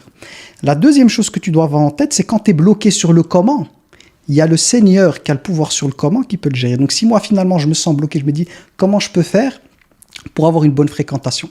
Lorsque je suis coincé sur le comment, je n'ai pas de solution, il y a le Seigneur des causes et du comment, si on peut dire ça comme ça, c'est-à-dire celui qui agit sur les choses, que je vais invoquer. Allah subhanahu wa ta'ala, c'est lui qui amène les rencontres. Ici, ce live, c'est ni toi, ni moi, ni Sidi Younous qui l'avons prévu comme ça avec le fait que tu arrives. Mais Allah tabaraka wa ta'ala a décrété que c'est toi qui devais monter, qu'il te choisisse, que moi c'était ok pour le rendez-vous et tout. Et voilà que tu es réuni. C'est pas toi qui l'as planifié, mais Allah tabaraka wa ta'ala sait très bien ce vers quoi ton cœur penche. Et en fonction de ce vers quoi ton cœur penche, comme il est le tout miséricordieux, il t'amène là où l'abeille elle a envie de butiner. Tu veux butiner du pollen, des bonnes choses. Allah subhanahu wa ta'ala, c'est lui le GPS. L'abeille, elle sait pas où elle va. Elle sait par instinct. Elle n'a pas une intelligence comme nous dire je vais aller ce type de non. Il y a quelque chose à l'intérieur d'elle qui l'amène à aller là et faire le travail. Cet instinct de qui il vient du Seigneur des cieux et de la terre. C'est pareil pour toi. Voilà, c'est lui. Comme ici, le live, T'aurais pu être dans autre chose. T'es sur Internet, t'es sur Instagram, tu montes sur le live. Il y a quelque chose en toi qui ne dépend pas forcément de ta volonté à 100%, qui t'a amené à te dire, je vais me connecter au live, je vais écrire, je vais proposer de monter. Ah, Ouais, il y a parce que quelque moi, je chose, il suis y a pas un du tout élan. comme ça. Je Tu suis vois. pas du tout en mode, ouais, mais, ouais. Voilà. Donc tu vois, donc c'est ça que tu dois comprendre, c'est que de un, n'attends pas des gens des choses à un niveau qu'ils ne pourraient avoir parce que tu vas être très déçu. Et c'est ça le problème de beaucoup de personnes qui retournent vers la religion, c'est qu'ils sont déçus, les frères des frères, les sœurs des sœurs, parce qu'ils ont mis la barre haute. Moi, chaque fois que je suis en interaction avec un frère, tu vois, que je rencontre à la mosquée, je me dis tout le temps dans mon cœur, c'est un être humain, comme moi. Il a une part de lumière, il a une part d'ombre. Moi, ce qui m'intéresse, c'est quand on se voit, c'est pour la lumière. L'ombre, j'ai assez d'ombre à l'intérieur de moi. Tu vois, Et moi, je j'aimerais traite bien, mon par ombre exemple, tout seul. rencontrer des gens. J'aimerais bien rencontrer des gens qui ont à peu près la même, comment dire, bah, qui pensent un peu comme toi. Il y en a pas beaucoup. J'en ai jamais rencontré des Ça gens va venir, qui ont ça va une venir. spiritualité qui me permet en fait d'avancer encore plus loin. Ça va venir. À partir du moment où tu as la chose à l'intérieur, des fois, il faut laisser le temps au temps. Parce que finalement, l'obscurité, elle apprend beaucoup de choses. Tu vois, quand tu goûtes aux ténèbres et que tu connais bien les ténèbres, la lumière, elle a une valeur à tes yeux inestimable. Tu vois, quand quelqu'un il est enfermé dans une pièce, dans les prisons, tu vois, il y a les pièces obscures où tu es seul. Cette personne-là, quand on la libère juste, même, tu vois, la prison dans laquelle elle était, elle avait un camarade, ça devient un palais, un palace pour elle. Pourquoi? Parce qu'elle a été dans une chambre, dans l'obscurité toute seule. Là, finalement, c'est un peu plus large, il y a des lits, il y a un camarade avec qui parler. Donc pour elle, Allahu Akbar. Pareil pendant le ramadan, l'eau, pour nous, l'eau maintenant, c'est banal. Mais celui qui jeûne, au moment del Maghreb, quand il se rapproche de la fin, l'eau, quelle valeur elle a? Elle a une valeur immense à nos yeux. Pourquoi? Parce qu'on a été privé. Donc ce que je veux dire par là, c'est qu'Allah Tabaraka wa Ta'ala peut nous mettre dans cette attente à l'intérieur pour faire en sorte que quand la porte elle s'ouvre, le niveau de gratitude qui sera le nôtre atteindra son apogée. Et ton Alhamdulillah qui va sortir, c'est un Alhamdulillah qui sort du fond de ton cœur. Et des fois, l'être humain, il a ce côté, tu vois, on veut vite trouver une solution. Non, des fois, sbar, patiente, reste dans ton Ça me fait Quand il penser ouvrira la à, porte, tu vois. je vais pas tarder, mais franchement, je vous remercie les frères. Ça me fait penser, je vais juste terminer sur un truc. C'est moi qui. Ça me fait penser à ce que tu dis, parce que moi, je m'intéresse énormément en fait à la description du paradis, de l'enfer. Et bon, il y a beaucoup de hadiths et c'est vrai que tout n'est pas forcément à prendre. Moi, je sais pas comment aborder en fait, voilà, tout ça, mais des fois, enfin, j'écoute des descriptions du paradis et de l'enfer. Et il y a une personne en enfer, en fait, je crois que c'est un des derniers qui ira au paradis, qui a été en fait pris, en fait, c'est une personne qui a été, bah, un damné qui en fait qui a été remis, comment dire, en fait, il a fait un parcours entre l'enfer et le paradis. Je sais pas si vous le connaissez. Ouais, ouais, tout à fait. Et ça me fait penser à ça, en fait. Allah, il met en fait des arbres de plus en plus beaux et il fait patienter en fait le serviteur jusqu'à un moment donné où il sent qu'il est capable de monter au step au-dessus, quoi. Exactement, tu vois, il crée le désir à l'intérieur du cœur, la personne est patiente, mais elle avait dit juste avant, Ya Rab, je te demanderai plus rien après ça. Mais qui a créé l'arbre qui pousse par après? C'est Allah subhanahu wa ta'ala. Pour le pousser à invoquer, l'arbre qui est là, il est là exprès. C'est pour avoir ce qu'on appelle en français, on appelle tama' en langue arabe, en français j'ai oublié le terme, cette convoitise, voilà, cette convoitise d'espérer la grâce d'Allah tabaraka wa ta'ala. Puis, ya Rab, cet arme, je te demande plus rien après. Allah subhanahu wa ta'ala, il lui donne. Eh ben, c'est pareil des fois dans la vie. Dans la vie, Allah tabaraka wa ta'ala nous amène par les événements de la vie, avec cette privation, à cheminer vers le paradis. C'est comme s'il nous tire vers le paradis, car s'il ne le ferait pas comme ça, l'être humain, on sait ce qu'il a. Ah, il va rester sous Voilà. l'arbre, il va croire que c'est le meilleur endroit, il va jamais avancer, quoi. Mhm. Ouais, c'est incroyable. Moi, Qu'Allah je vais pas, t'illumine. je vais pas Barakallahu rester. fik, qu'Allah t'illumine. Allah Mais yakhlik. je vous Merci remercie à toi. énormément, les frères. Je vais faire des doigts pour vous. Allah yakhlik. Inch'Allah qui Allah vous accorde yakhlik. le Allah yakhlik. Firdaus. C'est incroyable ce que vous faites. Et puis, je vous souhaite une très bonne soirée. Salam. Barakallahu fik. Qu'Allah t'illumine, qu'Allah t'accorde la guidée, mon frère. Qu'Allah t'accorde ce que tu souhaites au plus profond de ton cœur. Et qu'Allah nous compte toutes et tous parmi les pieux et nous réunisse toutes et tous dans le Firdaus al-A'la pour l'éternité. Amin. On se retrouve. Allah yakhlik. Ouais. Salam alaikum. Salut. Ouais, comme ça, wa rahmatullahi wa barakatuh. Qu'Allah te récompense, mon frère Abou Bakr. On va s'arrêter là Yakhlik pour ce Sidi soir. Moussa. Barakallahu fik, ahsanallah ilayk. Un grand merci à toi, qu'Allah subhanahu wa ta'ala te récompense, parce que finalement, celui qui a été derrière, on va dire, qui a eu l'intention de programmer le live et qui a défini les sujets et tout, c'est toi. Donc Allah tabaraka wa ta'ala a fait de toi la cause ici principale pour ce moment partagé, qui était, subhanallah, il y a une leçon, hein. Parce qu'il y a quelque chose que j'aime ici, je vais 2-3 minutes, hein, je partage avec toi, c'est que Allah subhanahu wa ta'ala il nous donne des leçons. Même les personnes qui, des fois, penseraient en fait qu'elles sont sur le chemin, Allah subhanahu wa ta'ala il va aller chercher des personnes qui vont nous pousser, je parle pour moi, hein, c'est la posture, à être dans un état d'humilité, mais au plus bas de se dire La ilaha illallah. Allah a des trésors, Allah subhanahu wa ta'ala. Moi, pour moi, ce frère, et il parlait tout à l'heure du jugement quand on voit quelqu'un ceci, mais pour moi, il y a un signe parmi les signes de la puissance du divin qui s'est manifesté dans ce moment partagé avec son frère. Il m'a donné des claques, ce frère. La vérité, c'est le dars pour moi aujourd'hui. Je parle de dars en matière de spiritualisme, c'est lui qui l'a fait. Parce que même dans ses mots, il parle avec le fitra. Il a pas forcément, il est en chemin, tu vois, mais il parle avec ses tripes. Et tu vois qu'à travers ses mots et son cœur il vit, tu vois la grandeur d'Allah tabaraka wa ta'ala. Et c'est ça que je trouve puissant dans les interactions avec les gens, c'est que la leçon, elle vient de partout. Que le musulman, il doit toujours être dans une posture d'accueil, en fait. Ya Rab, j'ai envie d'apprendre. On revient à Moussa alayhi salam et le Khidr. Tu vois, où Moussa alayhi salam n'a jamais été dans une posture de « je fais partie de l'élite, qu'est-ce qui va m'apprendre le Khidr ?» Non, il est dans une posture « j'ai envie d'apprendre, permets-moi de te suivre, permets-moi d'apprendre. » Et là, subhanallah, c'était, d'un point de vue spirituel, je dis bien, l'échange avec ce frère, il est bouleversant. La ilaha illallah, la ilaha illallah. Qu'Allah subhanahu wa ta'ala nous couvre de sa miséricorde. Qu'Allah tabaraka wa ta'ala nous permet de vénérer. Je ne sais pas si tu as envie de rebondir là-dessus, parce que c'est l'après-discussion, mais moi, je tenais en fait à te traduire un peu ce que j'ai pu ressentir. Mais pour moi, il m'a donné une leçon. Pour moi, j'étais le petit enfant de 5 ans, et là, c'était à l'intérieur de moi. C'est subhanallah. Moi, je partage avec toi ce que tu as ressenti sur l'idée du jugement, en fait. Et combien de personnes, je me dis, combien de personnes peut-être je suis passé à côté, et peut-être qu'elles avaient une demande religieuse que je n'ai pas su voir, que je n'ai pas su capter, alors qu'Allah subhanahu wa ta'ala il m'a donné un certain savoir et qui m'a permis d'être dans ce chemin de l'enseignement, etc. Combien de personnes, parce que je n'ai pas vu en elles les codes, tu vois, les codes qu'on s'est fixés dans notre tête comme étant c'est involontaire, hein, mais les codes qu'on se met dans notre tête comme étant, on met les gens dans des cases en fait. Et parfois il y a des gens peut-être à côté desquels j'ai pu passer et qui peut-être auraient eu besoin d'aide et que je n'ai pas su voir. Non. Et un frère comme ça, je l'aurais croisé dans la rue, je l'aurais peut-être même pas calculé en fait. Tu vois. Et il y a beaucoup de frères et sœurs comme ça qui sont dans un environnement qui n'est pas l'environnement des mosquées, qui, alhamdoulilah, que parfois on les trouve sur les réseaux sociaux parce que on partage les mêmes réseaux à travers les réseaux sociaux, mais que voilà, dans notre environnement de notre vie quotidienne, on fréquenterait pas, on fréquente pas les mêmes milieux, mais ils sont là et ils ont besoin de religion, ils ont soif de spiritualité.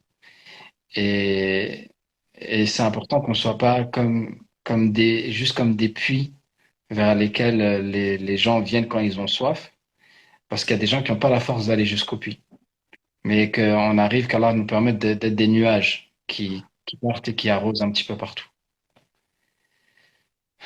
Amin. Barakallahu fik, mon frère. Barakallahu. Salam alaikum à tous mes frères et sœurs, qu'Allah vous récompense. Mon frère, tu veux présenter un petit peu, avant qu'on quitte le live, un petit peu ton programme d'enseignement, Inch'Allah ta'ala? Je préfère que ce soit le tien, Sidi Younes. Je préfère. Bon, comme tu veux, mon cher frère. Donc, barakallahu fik. Donc, j'ai créé un institut qui s'appelle l'Institut Fatima. Je vous invite, Inch'Allah ta'ala, si vous avez envie de prendre des cours de religion, www.institutfatima.com. Vous pouvez aussi vous tourner vers le frère Abou Bakr, Inch'Allah ta'ala, qui prend les gens en entretien, et qui les conseille dans leur quotidien et face aux difficultés qu'ils peuvent traverser. Et qui donne aussi des cours de religion. Jazakumullahu khairan. Sidi Younes, il est aoula. Voilà, si vous voulez apprendre ou quoi, allez chez mon frère Sidi Younes. Et même pour les consultations, je crois qu'il en propose. Donc, faites le choix de Sidi Younes.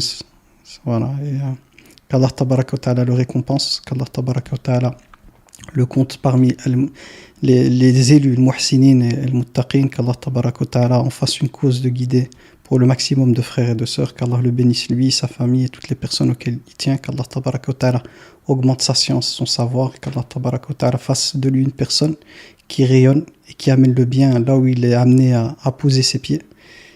Amin ya Rab. Nous l'aimons en Allah parce que c'est notre frère, parce que voilà, il est amené à son échelle, à son niveau dans sa vie, il est sur le net à produire du contenu par lequel il veut le bien de ses frères et sœurs. Donc moi, les gens comme ça, je les aime.